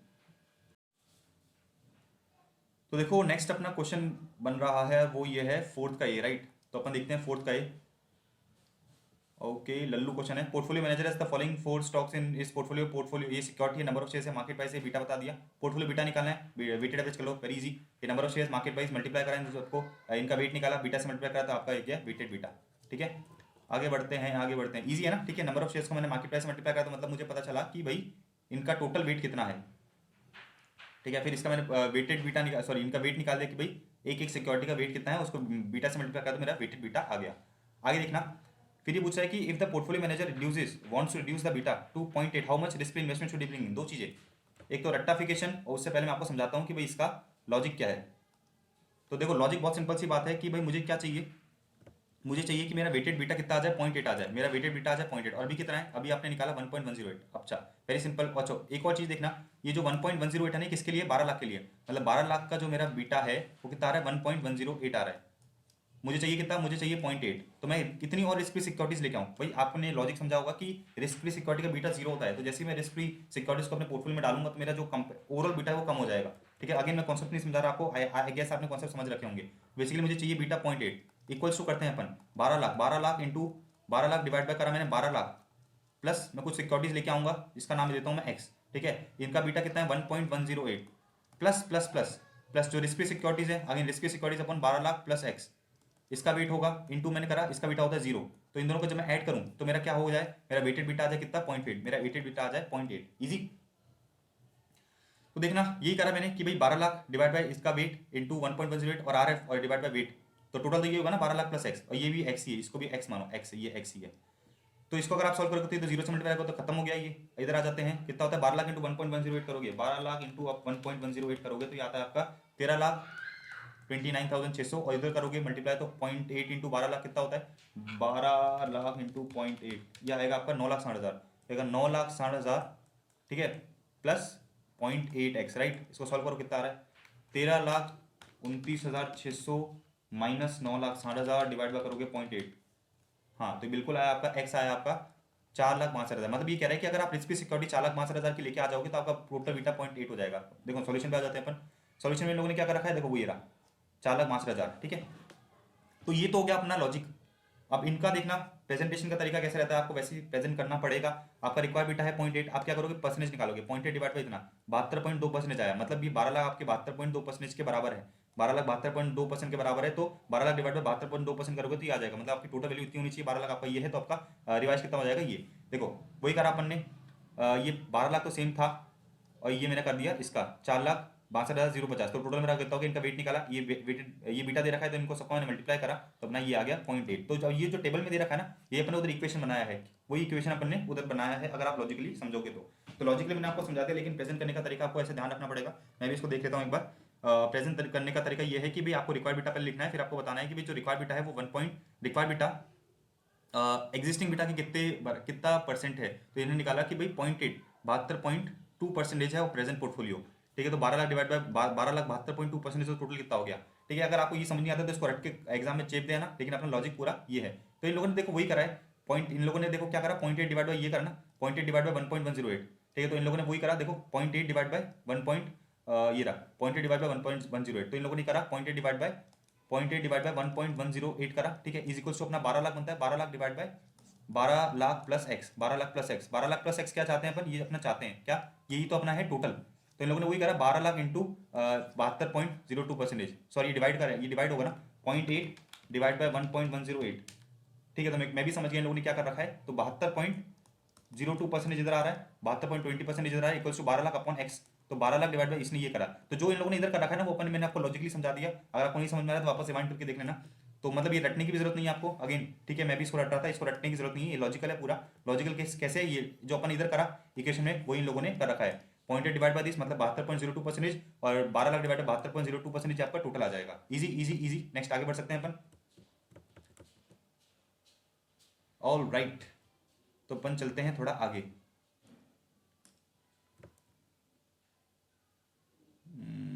हाँ, तो अपन कहाँ पर थे, अपन अपनी पीडीएफ में थे। पीडीएफ कहाँ पे मिलेगी मुझे, ये अरे अरे अरे अरे, ठीक है। तो 4.8 सॉरी 4 भी क्लियर हो गया। ठीक है ठीक है ठीक है, मुझे लग रहा है कि यार ठीक है, आज 12 तारीख का जो मॉक टेस्ट अपन दे सकते हैं अच्छी तरह। ओ हो। हाँ ठीक है, देखो पहले अपन ये देख लेते हैं ऑफशोर फंड जो स्टार्टअप से लिंक्ड है। स्टार्टअप वाला क्वेश्चन है, पहले आपको ये बता देता हूँ। फोर्थ का सी देख लेते हैं सबसे पहले। फोर्थ का सी देखो ये रहा। ऑफशोर फंड में दो तरह के फंड होते हैं, एक तो ऑफशोर स्ट्रक्चर, एक यूनिफाइड स्ट्रक्चर। ऑफशोर स्ट्रक्चर में बेसिकली होता ये है कि भाई कोई बाहर की कंपनी, इंडिया की कंपनी, सॉरी कोई बाहर का इन्वेस्टमेंट व्हीकल इंडिया की कंपनीज में इन्वेस्टमेंट करता है डायरेक्टली, उसको अपन कहते हैं ऑफशोर स्ट्रक्चर। तो देखो एन इन्वेस्टमेंट व्हीकल जो बाहर ऑर्गेनाइज्ड है makes investment directly into the Indian portfolio companies, assets are managed by the manager while investment adviser in the carries the due diligence. पढ़ लेना आपको। यूनिफाइड स्ट्रक्चर में basically क्या होता है, देखो ऐसा होता है कि भाई ये ओवरसीज इन्वेस्टर्स हैं, ये एक क्या करते हैं, एक व्हीकल में इन्वेस्टमेंट करते हैं और ये व्हीकल लोकली मैनेज ट्रस्ट में इन्वेस्टमेंट करता है जहां पर डोमेस्टिक ट्रस्ट के इन्वेस्टर्स भी घुस जाते हैं। तो जहां पर domestic investors are expected to participate in the fund, unified structure को हम यूज करते हैं। ओवरसीज इन्वेस्टर क्या करते हैं, अपने एसेट को पूल करते हैं एक व्हीकल में that invest in locally manage trust, जहां पर डोमेस्टिक इन्वेस्टर भी इन्वेस्ट करते हैं। Easy okay. अपन पढ़ने जा रहे हैं क्वेश्चन नंबर 4 का भी IRRM का क्वेश्चन है, ये IRRM का क्वेश्चन है। क्वेश्चन बैंक का ही उठा के दे दिया इन लोगों ने, देखते हैं। ओके ठीक है, मुझे क्वेश्चन याद है, कुछ नहीं कह रहा। देखो ये कह रहा है कि भाई ये एक साल का पीरियड है, 6 महीने। इन लोगों ने कहा कि भाई 6 महीने तो बिजनेस बहुत अच्छा चलता है, 6 महीने बिजनेस ठप रहता है। तो हम क्या करेंगे, इधर क्या करेंगे, 6 महीने के लिए बोरिंग करेंगे। तो अपन कहाँ बैठे हैं, इधर 3 महीने बाद अपन को 6 महीने के लिए बोरिंग करनी है। क्वेश्चन कहेगा मेरे हिसाब से। देखो the business of the firm is highly seasonal in nature in 6 month of the year. Firm has huge cash deposit, अच्छा खासा पैसा है अपने पास, specially near the Christmas time and other 6 month में हमारे पास कैश क्रंच रहता है, भाई बहुत गरीबी रहती है अपने पास, leading to borrowing of money to cover up its exposure for running the business. ठीक है, इधर तक समझ में आया? Just a second.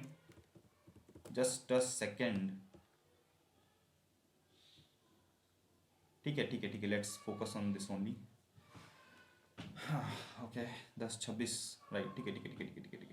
ऑलराइट, इधर तक पूरी कहानी समझ में आई। It is expected that firm shall borrow, इतना पैसा अपन को बोरो करना है for the entire period of select season in about 3 month time, मतलब 3 महीने बाद 6 महीने के लिए मुझे पैसा बोरो करना है। कितना पैसा बोरो करना है, 25 मिलियन। 3 महीने बाद 6 महीने के लिए जो है मुझे 25 मिलियन बोरो करना है। ठीक है, 3 महीने बाद 6 महीने के लिए मुझे जो है 25 मिलियन बोरो करना है। ओके, वापस मैंने आपको समझाया, ये 6 महीने का टाइम है, ये 6 महीने का टाइम है, अपन इधर बैठे हैं 3 महीने, ये 6 महीने का टाइम है, ये 6 महीने का टाइम है, अपन इधर बैठे हैं।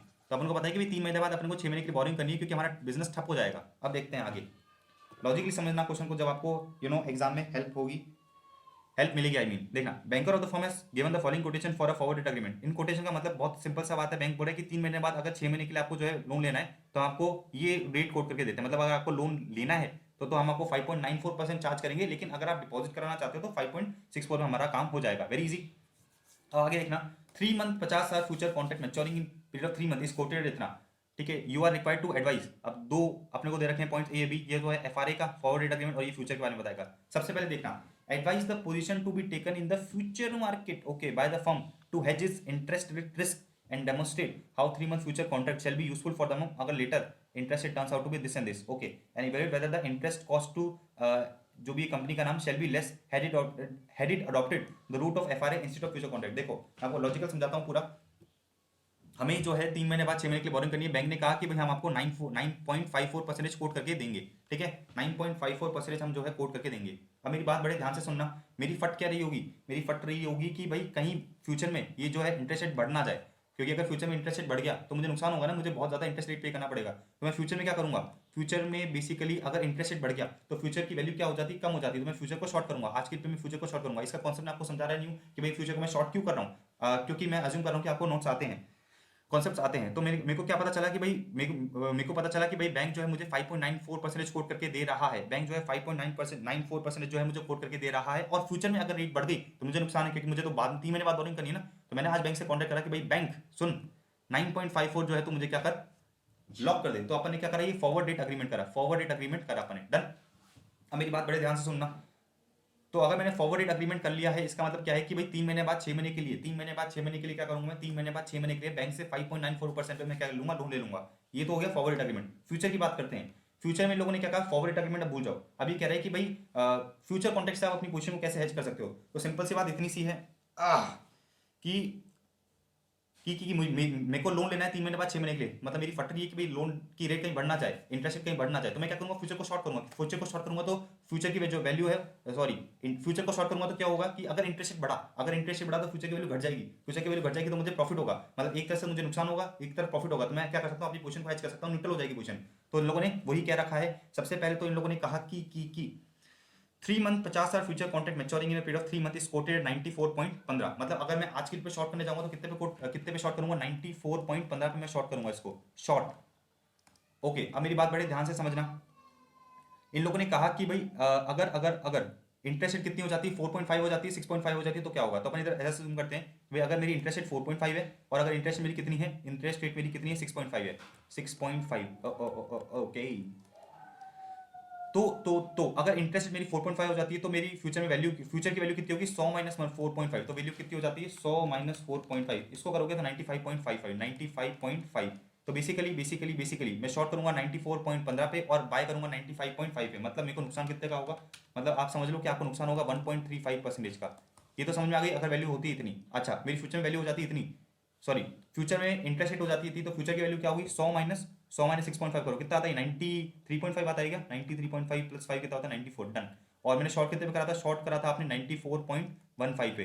तो मेरे को फायदा कितने का होगा, 94.15 माइनस 93.5, 94.15 माइनस माइनस माइनस 93.5, तो आपको जो है 0.65% का फायदा हो जाएगा। अब मैंने आपको पूरी कहानी समझा दी, अब अपन सॉल्यूशन पे चलते हैं, वेरी इजी।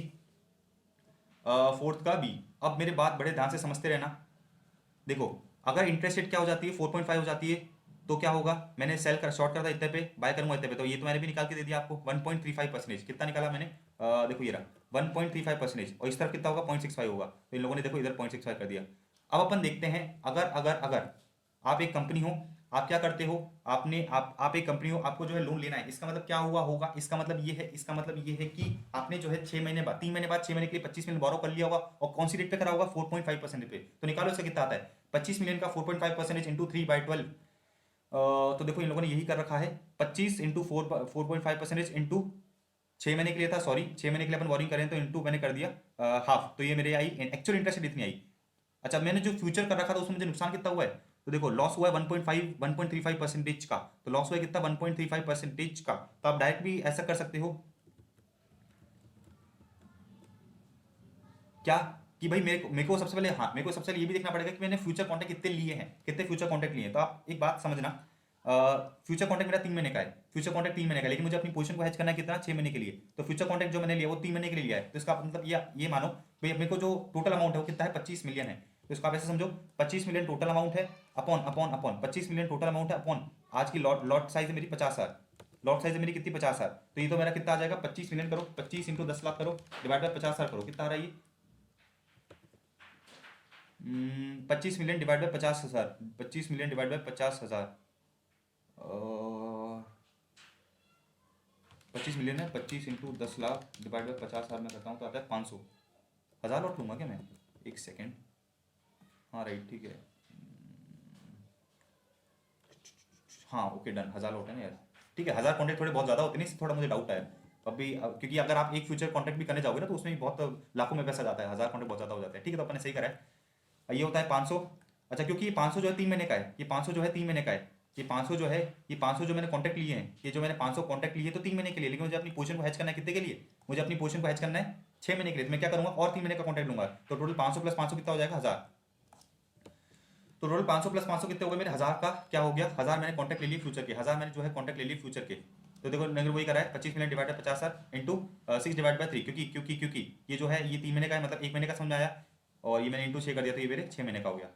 तो आप देखो, आपके 1000 इंटू 50,000 कर दो तो आपकी वैल्यू निकल के आ जाएगी। 1000 इंटू 50,000 करा आपने, 1000 इंटू 50,000 करा, इस पर 1.35% का नुकसान है, इंटू 3/12 करा तो आपको ये टोटल नुकसान होगा, 10% आपको ये नुकसान है इतना।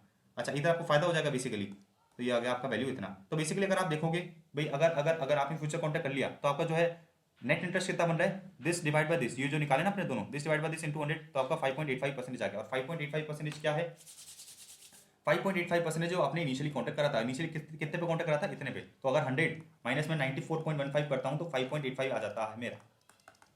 ठीक है, अगेन मैं आपको कॉन्सेप्ट नहीं समझा रहा, मैं अगेन ये अज्यूम कर रहा हूँ कि आपको सब कुछ आता है, अपन बस बेसिकली सॉल्व कर रहे हैं क्वेश्चंस को ऑन द बेसिस ऑफ आपने जो कॉन्सेप्ट समझ रखे हैं। अच्छा अच्छा अच्छा अच्छा, आगे बढ़ते हैं अपन। अब देखो मेरी बात बड़े ध्यान से समझना, ये सेकंड क्वेश्चन क्या पूछ रहा है कि क्या क्या क्या क्या interest cost shell be less अगर मैं क्या कर रहा होता, एफआरए लेता। भाई सीधी सी बात है ना, अगर आप एफआरए लेते तो बैंक कितना कोट करता आपको, 5.94, और आपने फ्यूचर कॉन्ट्रैक्ट करके कितना कर लिया, 5.85 कर लिया ना, तो हम कहेंगे कि नहीं, फ्यूचर कॉन्ट्रैक्ट में आपको फायदा है। तो know the interest cost shall not be less than, अगर इसने क्या लिया होता है, एफआरए लिया होता, क्योंकि क्योंकि क्योंकि 5.94 और 5.85 ये दोनों का डिफरेंस है। आगे बढ़ सकते हैं अपन। आई होप आपको समझ में आ रहा होगा। ठीक है, एसवीएम लिटरली फिलहाल तो इजी लग रहा है मुझे बेस, क्योंकि अभी तक जो भी क्वेश्चन अपन ने करे हैं सब कुछ क्वेश्चन बैंक के ही हैं। ओके, एक और लल्लू क्वेश्चन, एक और लल्लू क्वेश्चन। आपके पास कितने क्वेश्चन बच रहे हैं, 5 और 6 क्वेश्चन है अपने पास। ओके ओके ओके, चलो जी चलो जी, 4 क्वेश्चन है बेसिकली। शार्प रेशियो का फॉर्मूला याद है आपको? शार्प रेशियो का फॉर्मूला मैं आपको बताता हूँ, होता है expected return minus risk return upon upon upon upon standard deviation, और स्टैंडर्ड रेशियो में आ जाता है नीचे बीटा। ठीक है, आगे बढ़ते हैं। हाँ जी हाँ जी हाँ जी हाँ जी हाँ जी हाँ जी, चलो जी, 5 का ए करते हैं अपन। ये क्या दिख रहा है आपको?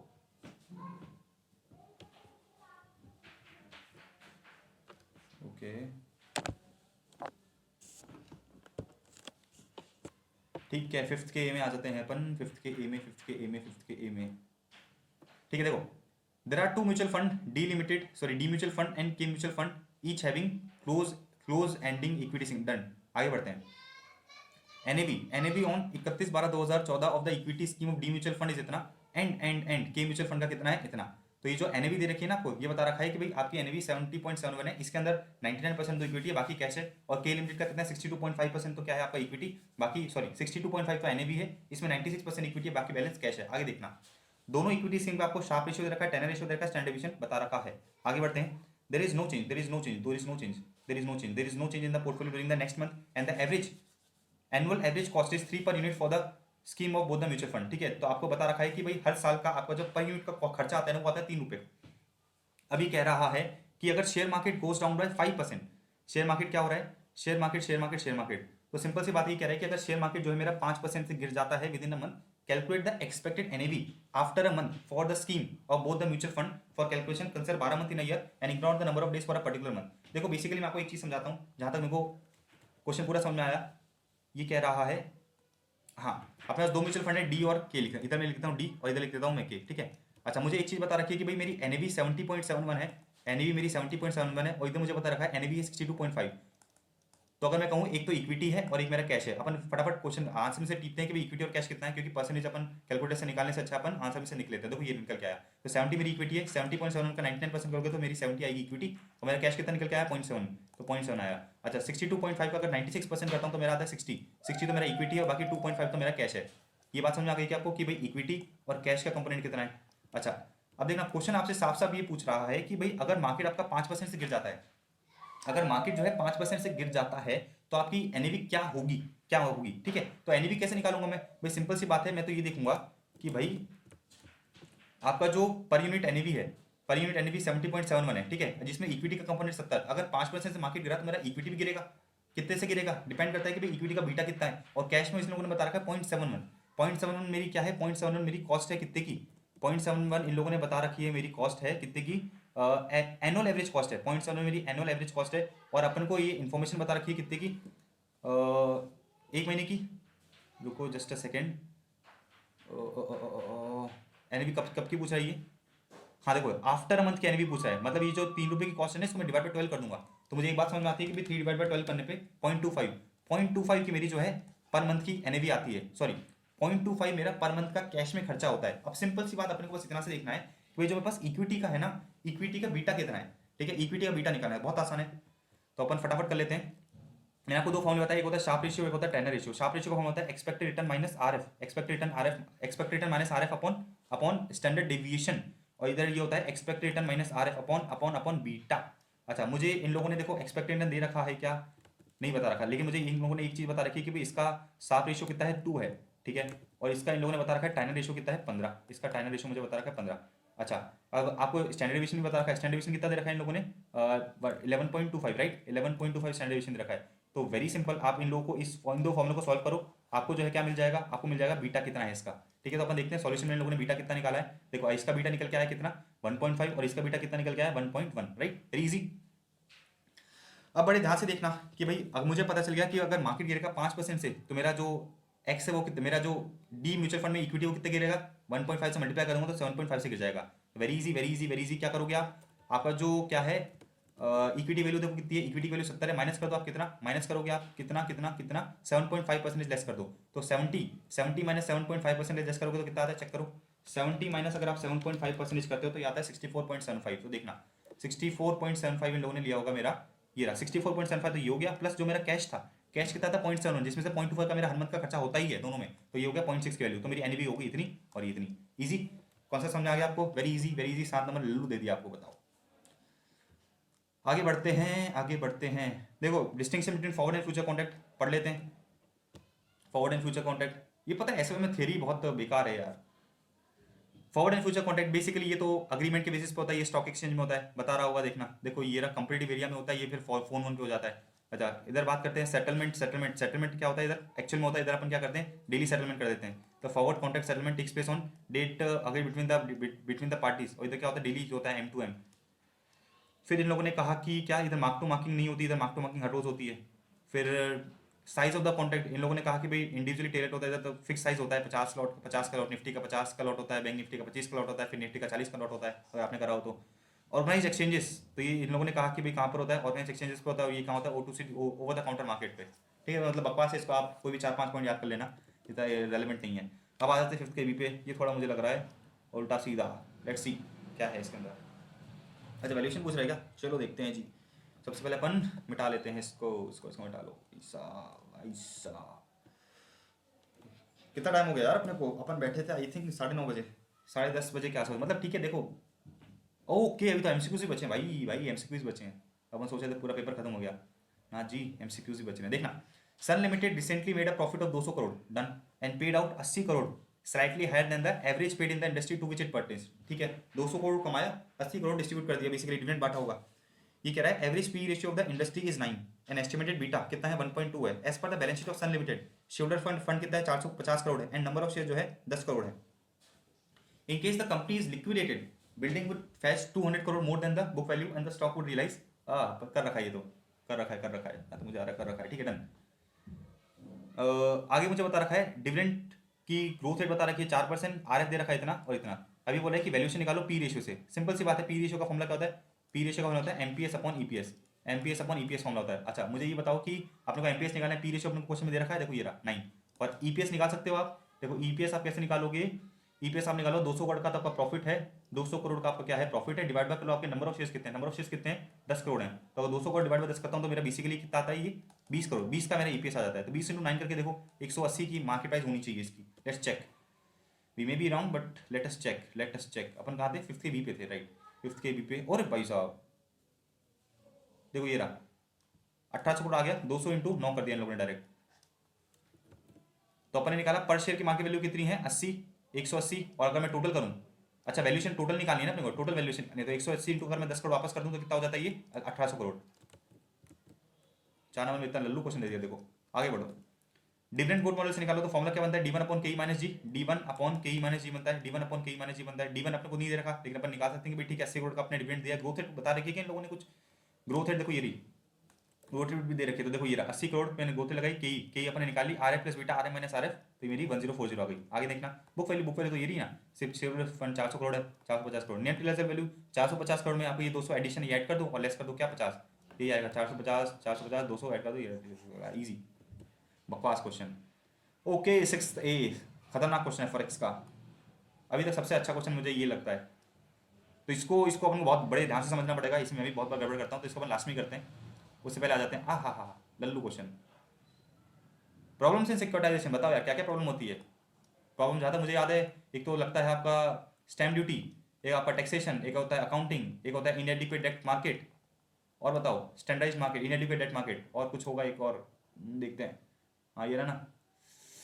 Stamp duty taxation accounting, stamp duty taxation accounting, अगर कुछ भी चेप क्या ना, फिर lack of inadequate debt market और लैक ऑफ स्टैंडर्डाइजेशन, डन। आगे बढ़ते हैं। इन लोगों ने क्या देखा, reverse stock split and why the company resolve. Reverse stock split तोड़ना, रिवर्स स्टॉक स्प्लिट मतलब जोड़ना, चेप देना कुछ भी। ओके अपन ये वाला क्वेश्चन करते हैं, वेरी इजी।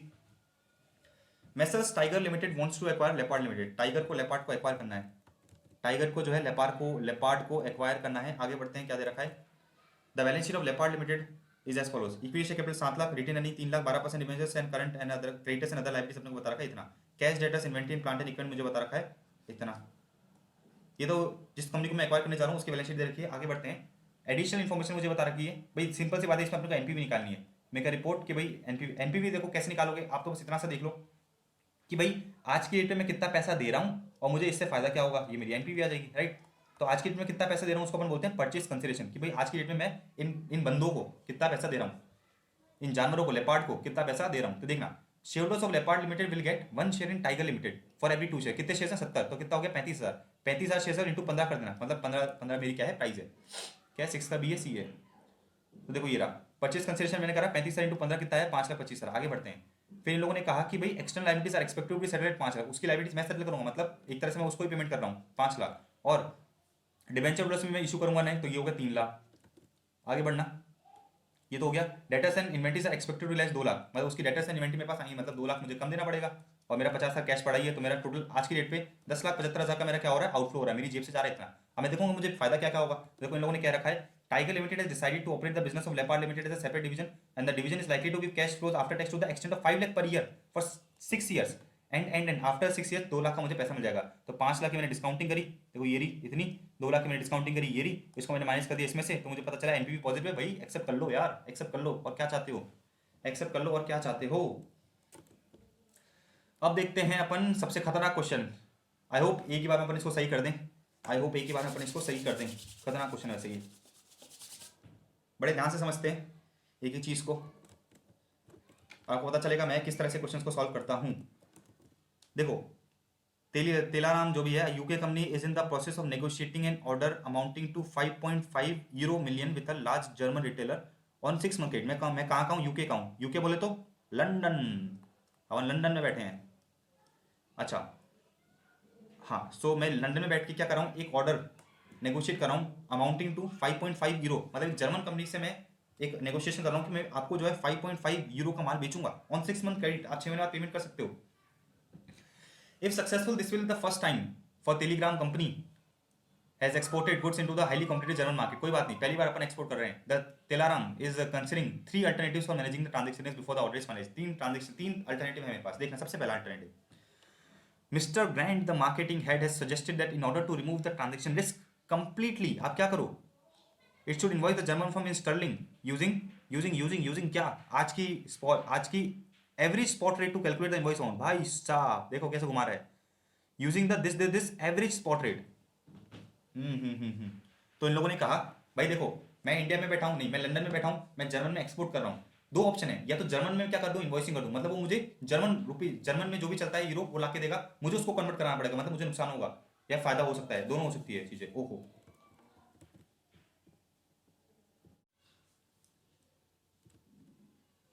चलो जी, अपन कहाँ थे, अपन थे इस तरह। देखो मैं आपको फटाफट फंडा समझाता हूँ। मैं एक कंपनी हूँ यूके की, मेरे पास 3 ऑप्शन है। पहला तो ये है कि भाई मैं तो अपनी जो पाउंड स्टर्लिंग है उसमें क्या करूँ, इन्वॉइसिंग कर दूँ, मतलब बेसिकली मैं तो कहूँगा कि भाई मुझे तो आप इतने पाउंड ला के दे दो, बाकी आपको जो करना है करो। दूसरा तरीका इन लोगों ने क्या बता रखा है वो देखते हैं अपन। दूसरा तरीका इन लोगों ने क्या रखा है, Mister John the C is doubtful about Mister Gan का प्रपोजल, ये इससे जो है सहमत नहीं है, and suggested an alternative to invoice the German form in इतना यूरो में ही करो, लेकिन एक फॉरवर्ड एक्सचेंज रेट कर लेना। आगे बढ़ते हैं, और ये कहेगा भाई फ्यूचर कॉन्ट्रैक्ट कर लो। अच्छा स्पॉट रेट मुझे बता रखी है 1 पाउंड इक्वल्स टू इतना, स्पॉट रेट मुझे क्या दे रखा है 1 पाउंड स्पॉट रेट मुझे बता रखा है 1 पाउंड जो है इक्वल्स टू इतना इतना यूरो। मुझे 6 मंथ फॉरवर्ड पॉइंट बता रखे हैं, देखना ये तो क्या है प्रीमियम पे है, कोई दिक्कत नहीं है, प्रीमियम पे डिस्काउंट पे, अरे ये भाई साहब डिस्काउंट है, ये देखना डिस्काउंट है ये, आगे देखते हैं 6 मंथ फ्यूचर कॉन्ट्रैक्ट जो है इतने पे चल रहा है और 6 मंथ फ्यूचर कॉन्ट्रैक्ट का साइज इतना है and after 6 month spot and future rate इतनी रहने वाली है। चलो जी, अभी क्या रहे एडवाइस द अल्टरनेटिव। भाई देखना, बड़े ध्यान से समझते रहना। सबसे पहले अगर मैं क्या कर रहा हूँ, अगर मैं इसको जो है पाउंड स्टर्लिंग में इन्वेस्टिंग करूंगा तो मेरी वैल्यू कितनी है 5.5 मिलियन। 5.5 मिलियन लिख लेता हूँ मैं, 5.5 मिलियन है, 5.5 मिलियन यूरो है। इसको मुझे आज की रेट पे कन्वर्ट करके किस में करना है, इसमें। अच्छा, दो चीज़ें दे रखी हैं, इन लोगों ने बता रखा है कि आज की एवरेज रेट से कन्वर्ट कर दो, ठीक है। आज की एवरेज रेट बोले तो this plus this divide by 2 करना पड़ेगा। भाई बेसिकली हम रॉन्ग हो सकते हैं लेकिन क्वेश्चन के अकॉर्डिंग एवरेज स्पॉट रेट से, आज की स्पॉट रेट इतनी है तो एवरेज क्या होगा, this plus this divide by 2। तो करो 1.1980 प्लस 1.1990 डिवाइड बाई 2 करोगे तो कितना आता है ये 1.1985। तो बेसिकली रेट कितनी निकल के आई मेरी कि भाई एक पाउंड इक्वल्स टू 1.1985 क्या है, यूरो। तो अगर कर लो इसको डिवाइड करो 5.5 डिवाइड बाय 1.1985 करता हूँ तो मैं कितना आता है ये 4.58 समथिंग करके मेरी वैल्यू आती है यूरो की। चेक कर लेते हैं अपन ने सही करा है कि नहीं करा। तो बिल्कुल इन लोगों ने वही करा। अपन ने क्या निकाला, जस्ट अ सेकेंड। हाँ तो ये ना 1.199 कर दिया बिल्कुल, तो ये 1.199 कर दिया, 1.199 राउंड ऑफ कर दिया 1.199। तो कितनी वैल्यू निकल के आई, ये रही। कोई दिक्कत। दूसरे प्रपोजल पे चलते हैं। दूसरा बंदा बोलता है कि भाई आप तो क्या करो, जर्मन में ही करो लेकिन एक फॉरवर्ड कॉन्ट्रैक्ट ले लेना। अब मेरी बात बड़े ध्यान से समझना। भाई मुझे फ्यूचर में मुझे 6 महीने बाद क्या मिलेंगे, यूरो मिलेंगे, ठीक है, मुझे यूरो मिलेंगे। ओके, अब मुझे फॉरवर्ड कॉन्ट्रैक्ट करना है, इसका मतलब ये है कि सामने वाला बंदा मुझे क्या करेगा, पाउंड देगा, मुझसे यूरो ले लेगा। क्या लेगा, क्या करेगा, पाउंड मुझे देगा, मुझसे यूरो ले लेगा। तो इसका मतलब है कि वो मुझे पाउंड बेचेगा, बेचेगा ना, मुझसे यूरो ले रहा है, पाउंड बेच रहा है। तो इसका मतलब क्या है कि वो ज़्यादा रेट चार्ज करेगा। तो अगर मैं फॉरवर्ड कॉन्ट्रैक्ट की रेट निकालने जाऊँ तो क्या बनती है कि अगर अगर अगर वो मुझे पाउंड बेच रहा है, पाउंड बेच रहा है, यूरो ले रहा है तो मुझे ज़्यादा में बेचेगा। तो ज़्यादा की रेट क्या है, 1.1990। तो बेसिकली अगर इसको अपन ऐसे ही रखें तो ये आएगी 1.1990। अच्छा ये डिस्काउंट है तो मैं लेस कर दूंगा 0.0055 करते हैं, क्या वैल्यू निकल के आ रही है 1.1990 माइनस 0.0055, वैल्यू निकल के आएगी 1.1935। चेक करते हैं, देखो ये रहा 1.1935 मिल गया। तो 5.5 डिवाइड बाई इतना, तो एक तो ये हो गया मेरा। बात समझ आई, एक तो ये निकल गया, एक ये निकल गया। अब आते हैं अपन फ्यूचर कॉन्ट्रैक्ट पे। फ्यूचर कॉन्ट्रैक्ट करते हैं, वेरी इंपॉर्टेंट, सबसे इंपॉर्टेंट बस फ्यूचर कॉन्ट्रैक्ट को समझना है। अब देखना, मैसर्स रॉयल्स जो भी है CFO is agree with the proposal of mister John. John क्या कह रहा है कि भाई आप जर्मन में करो लेकिन आप अपन क्या करेंगे, फ्यूचर कॉन्ट्रैक्ट हेजिंग करेंगे। But he is of the opinion, अच्छा शी है ये, कोई बात नहीं, she is of the opinion that Telegram should use 6 month sterling future contract to the nearest whole number to hedge the transaction risk. ठीक है, अपन future contract करेंगे बिल्कुल, अपन फ्यूचर कॉन्ट्रैक्ट करेंगे बिल्कुल। और अपन को क्या करना रहेगा, अपन फ्यूचर कॉन्ट्रैक्ट करेंगे, मेरी वीडियो चल रही है, यस, अपन फ्यूचर कॉन्ट्रैक्ट करेंगे और अपन को क्या करना है, फ्यूचर कॉन्ट्रैक्ट से हेजिंग करनी है। अच्छा एक और चीज अपन समझ लेते हैं, अपने को फॉरेक्स के नोट्स अपने को ये बताते हैं कि अगर आपने कोई फ्यूचर कॉन्ट्रैक्ट करा है तो उसके फ्रैक्शन को आपको इग्नोर करना रहता है। अच्छा, और आपने कोई फॉरवर्ड कॉन्ट्रैक्ट करा है,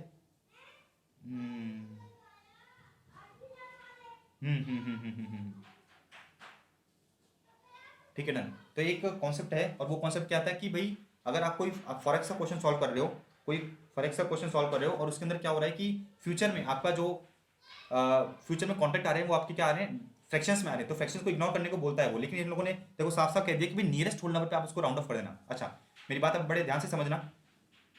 6 मंथ फ्यूचर कॉन्ट्रैक्ट करंटली कितने पे चल रहा है, एक पाउंड इक्वल्स टू इतना, एक पाउंड इक्वल्स टू कितना 1.1943। ये तो मेरा फ्यूचर कॉन्ट्रैक्ट है। साइज मुझे बता रखी 70,500। अच्छा साइज मुझे बता रखी 70,500 और आगे बोल रखा है कि 6 महीने बाद फ्यूचर रेट मेरी इतनी है। अब मेरी बात बड़े ध्यान से समझना, मैंने जो है माल बेचा है कौन सा, यूरो का, मतलब जो मुझे सामने वाला बंदा है वो यूरो देगा, तो सामने वाला बंदा मुझे क्या देगा, यूरो देगा। अच्छा मेरी क्या जिम्मेदारी है कि मैं उस यूरो को कन्वर्ट कराऊंगा किसमें, मैं उस यूरो को कन्वर्ट कराऊंगा किसमें किसमें किसमें, पाउंड में। तो देखो मुझे रेट बता रखी है एक पाउंड इक्वल्स टू इतने यूरो, एक पाउंड इक्वल्स टू इतने यूरो है। अब आप ये समझो कि भाई मुझे डर कब लगेगा, मुझे डर कब लगेगा कि ये रेट बढ़ जाने पे डर लगेगा या रेट घट जाने पे डर लगेगा। तो फॉर एग्जांपल अपन अज्यूम करते हैं भाई अपने को 10 यूरो मिलने थे, ठीक है, 10 यूरो मिलने थे और रेट चल रही है, चलो मानो 100 यूरो मिलने थे और रेट चल रही है एक पाउंड इक्वल्स टू 10 रुपया। देख एक पाउंड इक्वल्स टू 10 यूरो, ठीक है। तो बेसिकली अब मुझे कितना मिलेगा, 100 डिवाइड अगर मैं 10 कर दूँ कितना हो जाता है 10, 100 डिवाइड बाय 10 कर दूँ तो मुझे 10 पाउंड मिलेंगे, 10 पाउंड मिलेंगे, राइट, कोई दिक्कत। अच्छा अज्यूम करो कि ये रेट हो जाती है 200, अज्यूम करो ये रेट हो जाती है 200, 200 डिवाइड बाय 10 कर दूँ मैं, 200 डिवाइड बाय अगर मैं 10 करता हूँ तो कितना हो जाता है 20। तो मेरे को डर कब लगेगा कि जब ये रेट गिर जाए, मेरे को डर कब लगेगा कि जब ये रेट गिर जाए। समझ रहे हो मेरी बात, बड़े ध्यान से समझना। भाई मैंने जो है माल बेचा है जर्मन में, तो मुझे मिलेगा यूरो यूरो यूरो यूरो, ठीक है। और आज की डेट पे रेट चल रही है 1 पाउंड इक्वल टू इतने यूरो, 1 पाउंड इक्वल टू इतने यूरो। तो मुझे डर कब लगेगा, मुझे डर लगेगा जब ये रेट गिर जाएगी, क्योंकि अगर रेट बढ़ गई तो मुझे फायदा ही है ना, क्योंकि रेट बढ़ गई तो मैंने दिखाया आपको कि 10 यूरो की जगह मुझे मिलेंगे 20 यूरो। लेकिन अगर रेट घट जाती है तो मुझे कम यूरो, कम पाउंड मिलेंगे, कम पाउंड मिलेंगे। तो मुझे डर लग रहा है कि रेट घट ना जाए। अच्छा, तो मैं क्या करूंगा, मैं फ्यूचर को शॉर्ट कर दूंगा। अगर मैंने फ्यूचर को शॉर्ट करा इतने पे, रेट घट गई तो मुझे इधर फायदा हो जाएगा। अब मेरी बात बड़े ध्यान से समझना।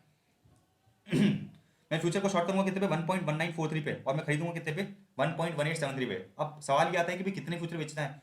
तो अपन कहेंगे कि भाई ठीक है, आपका जो टोटल यूरो था, आपका टोटल यूरो कितने के हैं, 5.5 5.5 मिलियन है। अब वापस आपको एक बड़े ध्यान से एक चीज समझाता हूँ, इसको मैं हटाता हूँ एक बार को। आपने को जो फ्यूचर का कॉन्ट्रैक्ट दे रखा है ना, उसकी साइज दे रखी है पाउंड में, कितना, पाउंड 70,500। अच्छा, अच्छा आज की डेट पे जो मुझे पता है 5.5 मिलियन का मैंने माल बेचा है। तो सवाल आता है सबसे पहले कि भाई मैं कितने फ्यूचर कॉन्ट्रैक्ट खरीदूं, क्योंकि मैं क्या करूंगा, जो भी मेरा पाउंड आ रहा है, पाउंड का अमाउंट आज की डेट पे उसको डिवाइड करूंगा इतने पे 70,500, तो मुझे जो है फ्यूचर की साइज मिल जाएगी। मुझे ये चाहिए, अच्छा मेरे पास तो ये है, तो मुझे क्या करना पड़ेगा, आज की डेट पे जो ये अमाउंट है इसको कन्वर्ट करना पड़ेगा किस में, आज की डेट पे जो अमाउंट है उसको कन्वर्ट करना पड़ेगा पाउंड में। अब सवाल आता है किस पे, किस रेट से कन्वर्ट किया जाए। तो ये इस रेट से अपन कन्वर्ट करेंगे, 1 पाउंड इक्वल टू इतना, 1 पाउंड इक्वल टू इतना यूरो दे रखा है। नोट्स के अकॉर्डिंग जो भी अपना फ्यूचर की रेट चल रही होती है उससे अपन को क्या करना पड़ता है, कन्वर्ट करना पड़ता है। तो बेसिकली मैं क्या करूंगा, 5.5 मिलियन को डिवाइड करूंगा किससे, 1.1943 से, 1.1943 से। करो इसको कितना आ रहा है, तो 5.5 डिवाइड बाय 1.1943 अगर मैं करता हूं, तो ये मेरा जो भी है जो भी अमाउंट आएगा उसको डिवाइड करो 70,500 से, और मल्टीप्लाई कर दो कितने से, मिलियन है मतलब 10 लाख से। तो बेसिकली ये मेरा क्या आता है 65.32, मेरे अकॉर्डिंग ये 65.32 बन के आ रहा है। अगर राउंड ऑफ करने को बोलेगा तो ये मैं 65 कर दूंगा। लेटेस्ट चेक अपने सही करा है कि नहीं करा। तो चलते हैं अपन, बिल्कुल 65 सही है, परफेक्ट करा है अपन ने। तो मुझे एक चीज तो समझ में आ गई कि भाई मुझे क्या करना है, 65 कॉन्ट्रैक्ट लेने हैं फ्यूचर के। अब बड़े बड़े ध्यान से एक और बात समझना, मैंने फ्यूचर को शॉर्ट करा है कितने पे, मैंने फ्यूचर को शॉर्ट करा है कितने पे, फ्यूचर को जो है मैंने शॉर्ट करा है, कहाँ गया, ये रहा। मैं फ्यूचर को शॉर्ट करूंगा 1.1943 पे, तो 1.1943 मैं लिख लेता हूँ, 1.1943 मैंने शॉर्ट करा है, मैं खरीदूंगा कितने पे, मतलब ये शॉर्ट करा है। अच्छा बाय कितने पे करूंगा, बाय करूंगा 1.1873 से, क्वेश्चन ने बता रखा है 1.1873 से। करो इसको कितना आ रहा है, 1.1943 लेस 1.1873, कितना हो गया ये, 0.007, 0.007।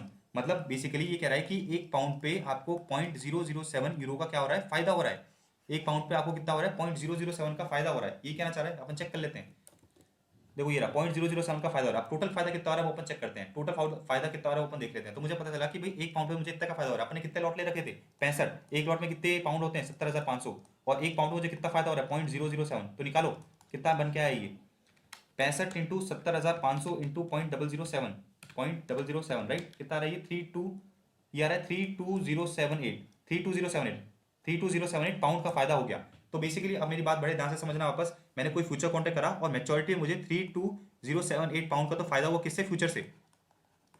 अब अपने को बेसिकली जो 5.5 मिलियन 5.5 यूरो मिलेंगे, 5.5 मिलियन यूरो मिलेंगे, उसको मैं कन्वर्ट कराऊंगा उस दिन की रेट से, राइट, उसको मैं कन्वर्ट कराऊंगा उस दिन की रेट से। और उस दिन की रेट क्या चल रही है, उस दिन की रेट चल रही है ये वाली 1.1873, राइट, 1.1873, 1.1873 बता रखी है ना क्वेश्चन में, जस्ट चेक 1.1873। तो कन्वर्ट करो, इसको कितना आ रहा है, मतलब बेसिकली करना क्या है, 5.5 मिलियन डिवाइड बाय 1.1873 करो, कितना हो गया ये, बढ़ाते हैं यार,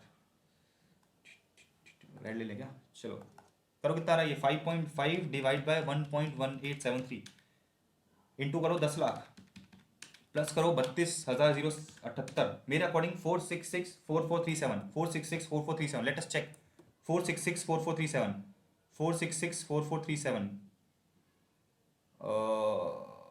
एक सेकेंड, देखो 32078 तो ये आ गया, ठीक है, 55 मिलियन, ये लॉस हो रहा है, हमने कुछ गड़बड़ कर दी क्या, जस्ट अ सेकेंड, हाँ ठीक है, ये तो अपना निकल के आ गया, सही है।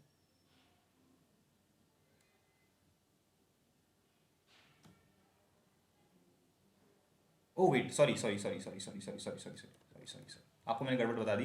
अपन ये जो निकाला ना, ये ईरो है, ये ईरो है, गड़बड़ हुई ना अपन से, देखो।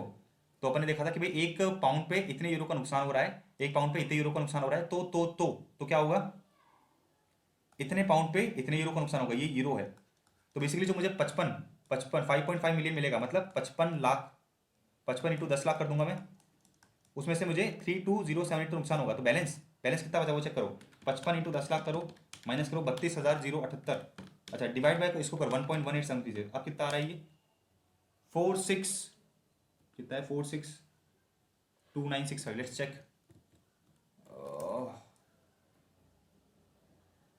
460 है, 05,342, कुछ गड़बड़ हुई क्या फिर से? अपने कुछ गड़बड़ करी लगता है। 55 यही तो कर रहा है, ये तो हो रहा है 55 लाख। अच्छा सॉरी सॉरी सॉरी, मैंने 55 इंटू 10 लाख कर दिया, 5.5 इंटू 10 लाख होगा ना, मतलब 55 लाख डायरेक्टली करो। 55 लाख माइनस 32078 डिवाइड बाई 1.1873, तो आगे आपका ये 4605342। समझ रहे हो, मतलब ये थोड़ी बहुत सिली मिस्टेक्स का ध्यान रखना जो मुझसे भी हुई। क्या मुझसे मिस्टेक हुई मुझसे कि भाई मैंने इसको ये इधर तो यूरो सही लिया था, लेकिन मैंने इधर इसको पाउंड कर दिया, तो बस इसका ध्यान रखना। तो अब देखो सबसे ज्यादा मुझे फायदा किसमें हो रहा है, दिस एक तो ये है, एक तो ये है, और एक ये है, तो मैं कहूंगा कि भाई ये वाला फॉरवर्ड कॉन्ट्रैक्ट में सबसे ज्यादा फायदा हो रहा है, फॉरवर्ड कॉन्ट्रैक्ट करो। देखो ये रहा ऑप्शन नंबर 2 प्रेफरेबल है। आगे बढ़ते हैं। Interpret the proposal of mister grand from the non financial perspective. ठीक है यार, बकवास करनी है अपने को, तो बकवास करो। देखो थोड़ी सी और further in case proposal number 1 there must be a doubt as to whether this market would be acceptable to German firm as it is described in the company market.